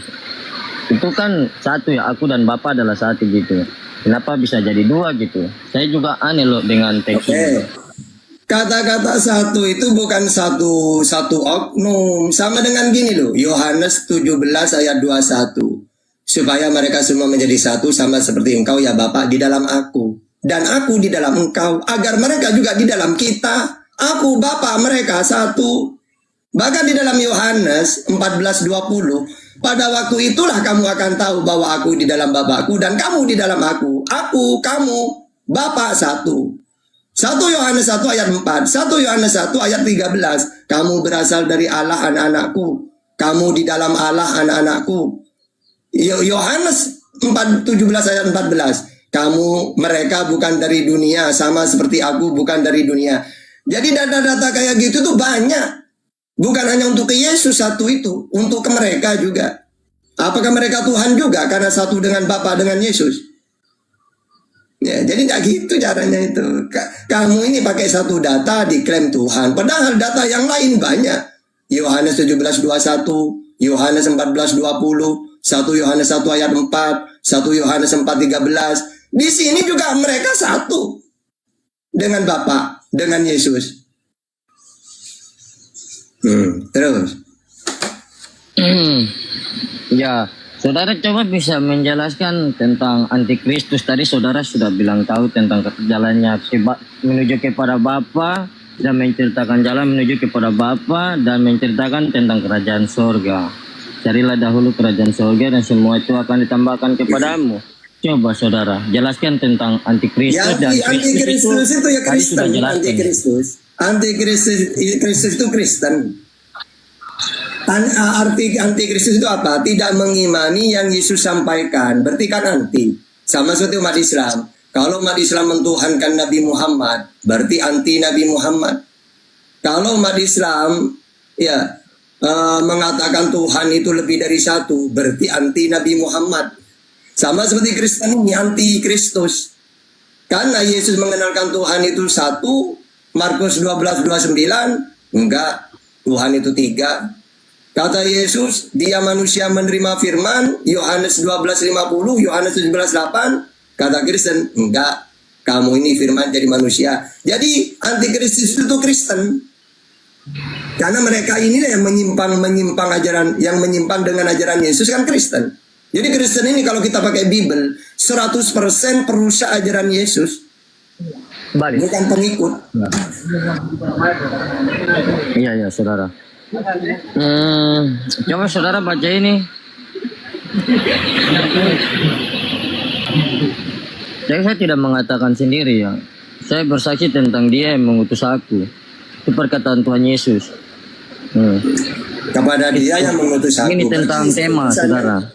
Iya, bersaksi bahwa Dia yang mengutus Yesus. Berarti Yesus bukan Tuhan, utusan kan? Ya, kau percaya Yesus sebagai yang diutus Bapa? Nah iya, memang umat Islam percaya bahwa Yesus utusannya Bapa. Berarti saudara Kristen? Loh ya enggak, yang kalau Kristen kan perusahaan ajaran Yesus, mengatakan Yesus Tuhan. Berarti anti Kristus si Kristen ini. Yang benar kan Yesus. Di sini menceritakan tentang Bapa, saudara. Di sini keturunan Abraham yang tidak berasal dari Allah. Keturunan Abraham yang tidak berasal dari Allah itu siapa itu? Ya semuanya berasal dari Allah. Emangnya ada manusia yang tidak berasal dari Allah? Ini Yesus ini keturunan. sama. Ini bukan saya yang mengatakan. Iya. Keturunan Abraham yang tidak berasal dari Allah itu. Yohanes yang kalau mengatakan. ada keturunan Yohanes. yang tidak berasal dari Allah, berasal dari siapa? Ya, berasal dari Bapak Abraham ya. Dari siapa? Berasal dari Bapak Abraham, nubuatan tentang Mesias. Ini. Saudara pernah baca perjanjian lama enggak? Anda ini keliru. Halo saudara. Saudara pernah baca perjanjian lama tentang keturunan Abraham yang tidak berasal dari Allah enggak? Gini bang, Anda kalau mau bahas saudara hanya mencari tentang Yesus saja. Gini, tak kasih tahu ya. Tak kasih tahu dengan data. Ada dua manusia di zamannya Yesus ini yang Allah berikan anak. Padahal dua wanita ini mustahil punya anak. Tapi karena Allah kuasa diberikan. Pertama, seorang Elizabeth mandul, mustahil punya anak dia. Lukas 1 ayat 7. Yang kedua Maria, mustahil punya anak, kan dia perawan. Lukas 1:27. Maka caranya Allah memberi anak, Allah mengutus malaikat dulu kepada Elizabeth, Lukas 1 ayat 11. Kepada Maria, Lukas 1:26. Dan anak yang dilahirkan itu kenapa dipenuhi Roh Kudus? Dua-duanya. Elizabeth ya penuh dengan Roh Kudus, Lukas 1:15. Maryam sama, Lukas 1:35. Tapi Anda cuma fokus ke Yesus. Padahal Yesus dengan Yohanes ini sama-sama lahir dari wanita yang mustahil punya anak. Yang satu perawan, yang satu mandul. Tapi karena Allah itu kuasa, diberikan anak dua-duanya. Dengan cara Allah mengutus malaikat memberitahu. Tema kan aku kan Yesus dan Bapa itu kan ada dua. Bapa itu siapa? Katanya Tuhan Yesus. Ini Bapa itu Tuhan Abraham yang dan sudah berasal bumi. dari Allah. Saya akan 19:25. membacakan nih, saudara.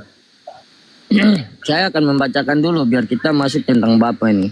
Kata Yesus kepada mereka, jikalau Allah adalah Bapamu, dengar dulu saudara. Kata Yesus kepada mereka, jikalau Allah adalah Bapamu, kamu akan mengasihi aku. Sebab aku keluar dan datang dari Allah, dan aku datang bukan atas kehendakku sendiri, melainkan kehendak Dia yang mengutus aku. Kamu percaya Dia diutus. Apakah sebabnya kamu tidak mengerti bahasaku? Tanda tanya ini. Sebab kamu tidak mengenal, mendapatkan firmanku. Iblislah yang menjadi bapamu. Ini bapaknya ada dua nih, Bapak Tuhan Yesus dan Bapak Iblislah yang menjadi bapamu. Dan kamu ingin melakukan keinginan-keinginan bapamu. Dia adalah pembunuh manusia sejak semula dan tidak hidup dalam kebenaran. Sebab di dalam dia tidak ada kebenaran. Apabila ia berkata dusta, ia berkata atas kehendaknya sendiri. Sebab ia adalah pendusta dan bapa segala dusta. Gitu saudara. Ini bapak ada dua loh. Oke, udah. Jadi ayat yang kamu baca itu menandakan Yesus ini mau dibumbung rencana iblis. Makanya jadi gini, masalah penyalipan itu kalau Islam berpihak ke Yesus bahwa dia itu tidak mati disalib. Tapi kalau Kristen, Wahyudi, Iblis bersepakat bahwa yang disalib itu Yesus. Nah, jadi kalian ya Kristen, Iblis, Wahyudi bersepakat bahwa Yesus ini orang terkutuk. Padahal ayat yang barusan kamu baca, kalau bapamu Abraham, seharusnya kamu menyayangi aku, bukan membunuh. Karena kalian ingin membunuh aku, berarti iblislah bapakmu. Berarti yang menginginkan Yesus mati ini iblis. Ya, bukan Tuhan. Kalau kemauan Tuhan apa? Dikasihi, inilah anakku yang kukasihi. Kan dikasihi, tidak mungkin kan dibunuh kan? Berarti jelas ayat yang barusan kamu baca itu bahwa Yesus mau disalib itu bukan menebus dosa, tapi keinginan iblis. Kalau dipaksa menebus dosa, ya tebus dosa kepada iblis.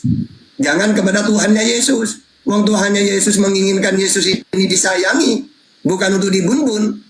Gitu. Jadi kalian ini berpihak kepada iblis. Ya, makanya Coba kalian ini kebangkitan ini.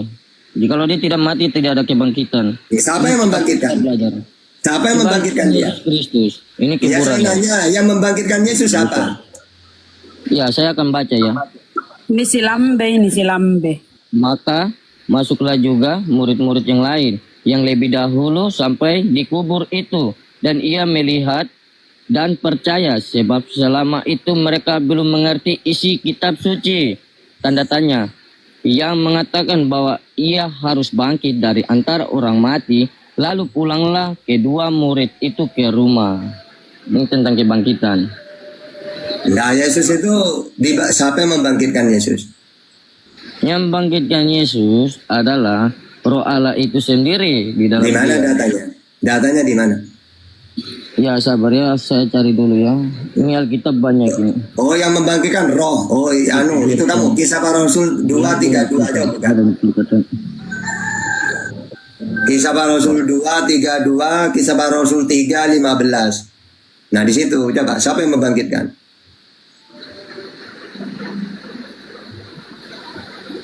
Ini kita lambungnya Yesus. Sabar. Ini ayatnya ini banyak sekali ya. Bukan di Yohanes saja, ada di Matius, Markus. Ya, Kristen tidak ada yang paham Bible. Kristen itu bingung itu ya. Ini kita buka dengan ayat. Kau hanya berbicara. Coba kamu nanya ke saya tidak usah buka ayat Kau kayak tidak ada kamu. data, kau hanya berbicara. Oke, Mana coba, mau coba, dilihat? ini tak kasih tahu datanya. Kisah Para Rasul coba. Kisah Para Jika Rasul saya berbicara 2:32 juga coba baca. banyak aku bilang, kau cuma ya biasa, film. Kamu ya tak kasih tahu ayatnya, tapi kamu gak mau. Ini ada mulia ini, saudara. Jangan kerasukan Ini dulu. tak kasih 4 ayat ya. Kisah Para Rasul 2:32, Kisah Para Rasul 3. Hanya sekali ayatnya di kisah para rasul. Kisah Di Para Matius Rasul di sebelah mana? 5:30. Roma Kau 10 bilang di ayat Matius sebelah mana? 9. Coba. Ya coba. Ini tak kasih 5 ayat ya. Pertama, Kisah Para Kisah Rasul para rasul aja yang kau hafal. Di Matius nggak hafal. Gimana Ya, kau? ya udah silakan. Kamu mana datanya mana? Kebangkitan Yesus lagi nih di Matius. Siapa yang membangkitkan Yesus? Di Yohanes. Yang membangkitkan siapa? Yang membangkitkan siapa? Yang membangkitkan Yesus Kristus adalah Roh Allah itu sendiri. Di mana datanya? Aku dan Bapa Di adalah mana satu. datanya? Inilah Roh Allah yang tidak bisa Di mati. mana saudara. datanya yang membangkitkan Yesus Roh Allah? Di mana? Dia bangkit sendiri. Di mana Dia punya datanya? Roh Kudus. Di mana datanya? Ya sabar, kau lihat ya. Kamu tak kasih 5, kamu tak kasih 5 data, tak mau. Saya Mau kasih mencari juga, sesuatu yang tidak ada. Gimana sih kamu ini? Yang tidak ada kamu cari, yang ada 5 kamu tidak mau. Yesus kuburnya. Kebangkitan Yesus saya baca ya. Setelah hari Sabat lewat menjelang Siapa yang membangkitkan menyingsinglah Yesus? fajar pada Baik. hari Yang pertama minggu membangkitkan itu. Yesus siapa? Pergilah Maria Magdalena dan Maria yang lain. Maria ini ada 2 nih. Pura-pura Jangan kau bilang Maria 1. Pura-pura ada denger ya. Menonggor kuburan itu, maka terjadilah gempa bumi yang hebat, sebab ada malaikat Tuhan turun dari langit dan kata ke batu itu dan menggulingkannya, lalu duduk di atasnya. Wajahnya bagaikan kilat dan pakaiannya putih bagaikan salju, dan penjaga-penjaga itu gentar. Penjaga-penjaga yang menjaga kubur Yesus itu gentar, ketakutan, dan menjadi setiap orang-orang mati. Akan tetapi malaikat itu berkata kepada perempuan-perempuan itu, janganlah kamu takut, sebab kamu tahu kamu mencari Yesus. Mencari Yesus ini. Sabar, kabur. Mencari Yesus yang disalib itu. Yang mencari Yesus yang disalib itu. Ini malaikat sudah katakan. Dia tidak ada di sini. Dia tidak ada di sini. Sebab ia telah bangkit. Yang sama membangkitkan seperti Yesus telah siapa? dikatakannya. Marilah Ini tak kasih ayat, lihatlah tak kasih ayat, tempat tak kasih ini ayat. terbaring. Aduh, kopok ini. Coba baca Kisah Para Rasul 2:32 coba. Matius saja kau nggak percaya, gimana kau Tidak percaya ada kisah di para situ. rasul? Tidak ada keterangan bangkit sendiri atau dibangkitkan. Tidak ada. Kau baca, kau tidak tahu baca kan? Kau baca. Ini kebangkitan atau kematian? Ya, siapa yang membangkitkan? Siapa yang membangkitkan? Makanya saya kalau baca jangan potong-potong. Itu salah satu dari jelas tahu. ya, Tidak Bang. pakai data, banyak ngomong, capek gue. Dikasih ayat yang jelas. Tak kasih 5 data. Gak boleh. dia waktu itu. Kau itu seperti antikristus kau itu. Tak kasih 5 data jelas. Yesus inilah yang dibangkitkan Allah. Nah. Ya, Kisah baik. para Kita Rasul sini. 2:32. Saya tidak akan pakai Alkitab, tapi saya akan pakai jalan Kristus, saudara. Saya tanya kau, di mana ayatnya tertulis bahwa Kristen yang dibenarkan dalam iman yaitu di dalam Kristus? Oke, saya akan pakai data bahwa Kristen ini menyesatkan ajaran Yesus. Ya, dia buka Google. Markus, itu. Dia buka oke. Google. Ya, Markus kita- 12:29. Dia buka Hukum Google. yang Saudara. Saya tahu kau kehidupannya AI. Gantian Kalau saya tenang, ini pakai kehidupannya data rohani, semua ini. saudara. Pakai data semua ini. Gimana?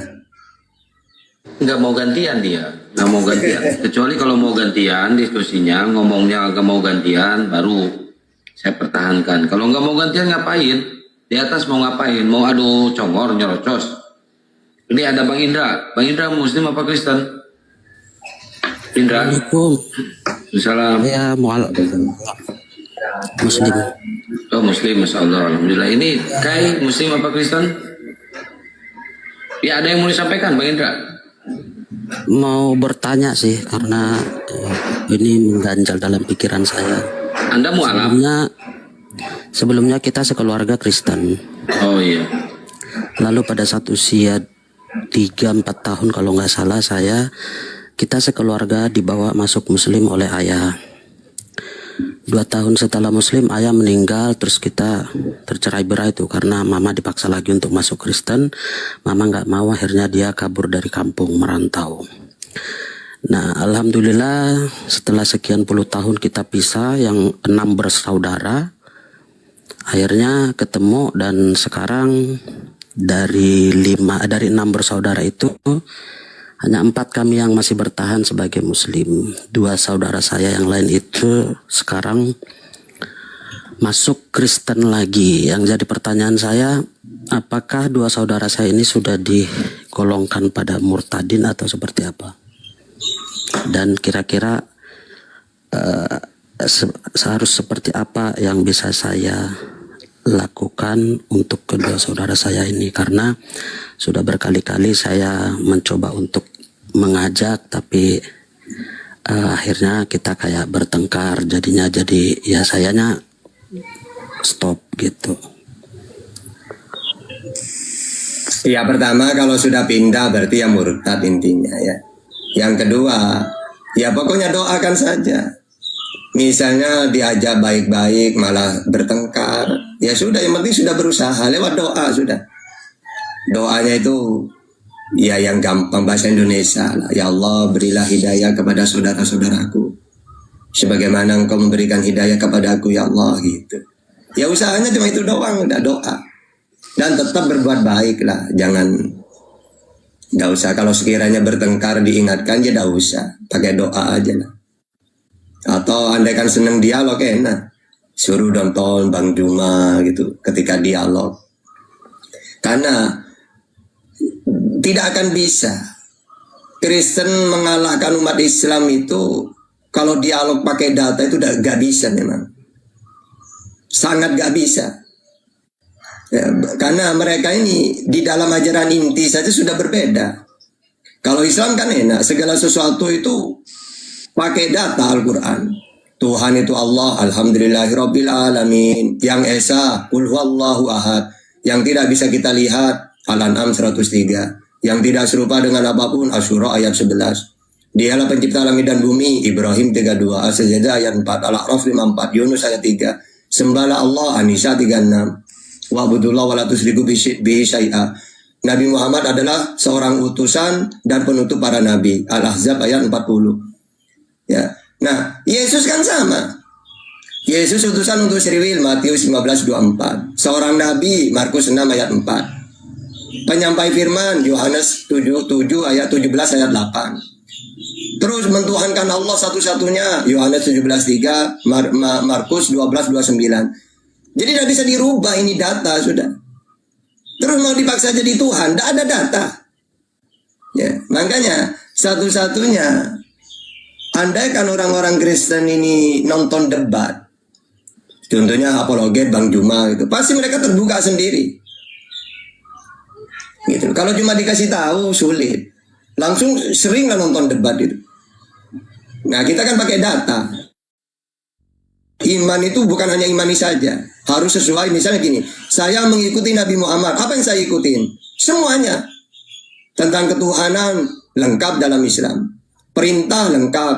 Kerjakanlah sholat, hakimi sholat, torofain nahar wa zulafa minal lail. Oh, berarti ada perintah sholat. Kami sholat karena pengikut. Ya ayyuhalladzina amanu kutiba alaikumus syiyam. Oh, perintah puasa. Kami puasa karena ini perintah. Walillahi 'alan nasi hijjul baiti man istata'a ilaihi sabila. Oh, perintah haji bagi yang mampu. Nah, kalau jadi Islam itu tidak akan melakukan sesuatu yang tidak ada perintahnya, yang tidak ada data, tidak akan dilakukan. Baik tentang ketuhanan, tentang syariat, akidah, akhlak, perintah, larangan, semuanya ada datanya. Kalau mereka tentang ajaran inti loh, tidak ngerti mereka. Padahal Yesus mengatakan hukum yang terutama, dengarlah seriwil Tuhan Allah kita, Tuhan itu Esa. Masa aja ngomong 3? Padahal ajaran inti itu. Gitu Bang. Jadi abang yang penting berdoa, usaha berdoa ya. Kalau bisa diajak ngomong baik-baik ya ngomong tidak masalah. Kalau sudah tidak bisa ya tetap berdoa saja. Iya. Gitu. Kadang sih pertikaiannya kayak kalau berkunjung ke rumah, tentu saya nggak akan mau makan gitu kan. Nah, itu kadang itu pertikaian yang lebih sering gitu. Maksudnya pertengkaran yang sering karena saya nggak mau makan di rumahnya. Kalaupun makan di rumahnya saya minta dibelikan nasi di luar gitu kan. Itu sih. Mantap. Ya, makasih Pak Ustadz jawabannya.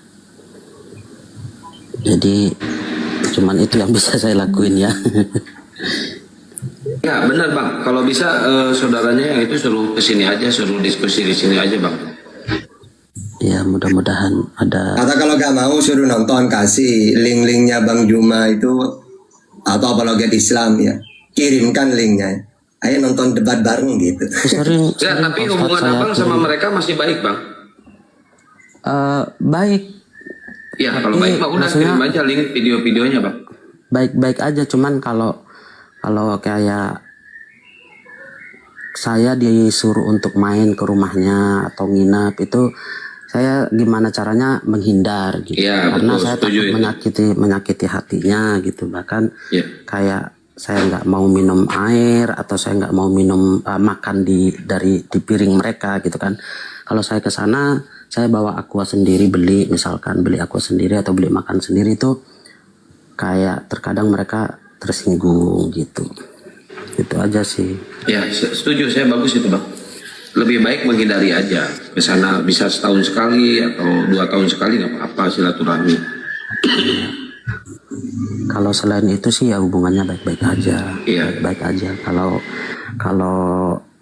saya Lebaran mereka ucapin, tapi kalau saya sih nggak mau ngucapin. Iya jangan ngucapin, masa abang ngucapin selamat hari raya Tuhan, kelahiran Tuhan gitu. Masa gitu Bang, nggak boleh itu. Suruh diskusi aja Bang, ajak ke sini Bang sekali-kali Bang. Ya insya Allah mudah-mudahan nanti ada hidayah bisa mereka saya ajak. Sering sih saya kasih link YouTube-nya Bang Zuma. Saya share aja, nggak tahu ditonton apa enggak. Iya, kalau bisa abang telepon suruh diskusi di sini. Iya. Kakak saya nomor 2 dan adik saya paling kecil di bawah saya pas. Nah itu mereka balik memeluk agama Kristen. Baik, Pak Ustadz, terima kasih jawabannya. Saya izin turun. Makasih. Ya, siap Bang Hos. Siap. Saya izin turun. Assalamualaikum warahmatullahi wabarakatuh. Waalaikumsalam warahmatullahi wabarakatuh. Oke, silakan teman-teman Aliteng yang mau diskusi ya, silakan naik ke atas. Temanya ini, aku dan Bapak adalah 2. Kalau ditambahin 1, Roh Kudus jadi 3.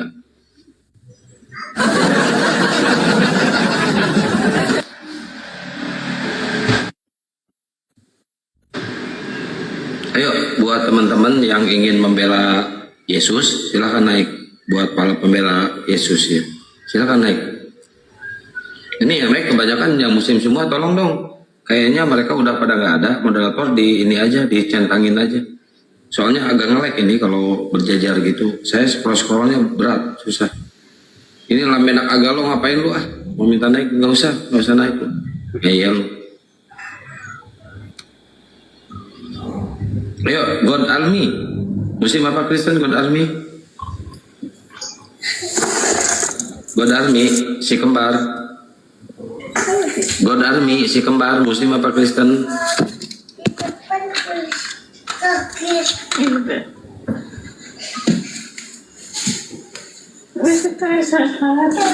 Wah, kayaknya kepijit.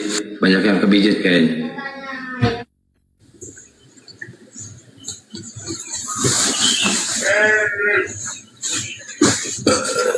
Alhamdulillahirrabbilalamin. Hari ini kita bisa berbagi ya, berbagi ilmu, terutama untuk memperkuat akidah Islam kita. Dengan penjelasan lugas Bang Juma, Ustaz Tata ya, kita sebagai Muslim tentu ada hikmahnya dong, pasti itu. Terutama mengenai kisah-kisah para nabi. Di Islam itu nabi itu sangat kita muliakan. Terus mengenal siapa sang pencipta itu. Yang paling sering dibahas adalah Nabi Isa alaihissalam. Beliau tadi Ustaz Tata mengatakan bahwa Nabi Isa alaihissalam diangkat ke sisi Allah dan akan kembali melaksanakan tugasnya dan akan diwafatkan dan dibangkitkan. Nah, tugas-tugasnya itu adalah akan seperti apa Ustaz? Mematahkan salib, membunuh babi dan seterusnya begitu. Dan tentu akan menjadi pengikut Nabi Muhammad SAW.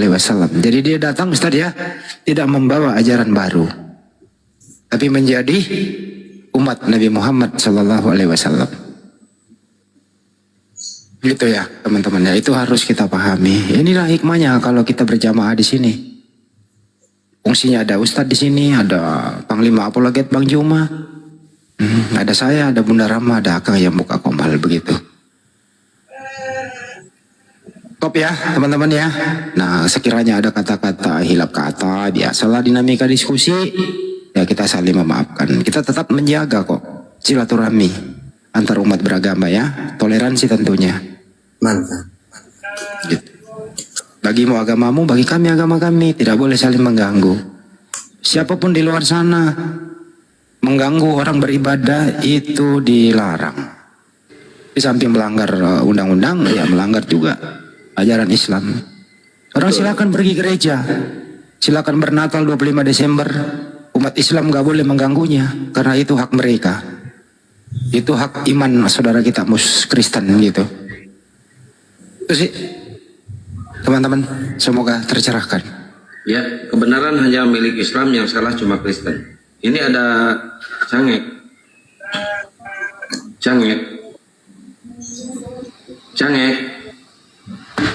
Bang, open cam tapi nggak buka mute bang, nggak ngomong bang. On cam maksudnya apa ya?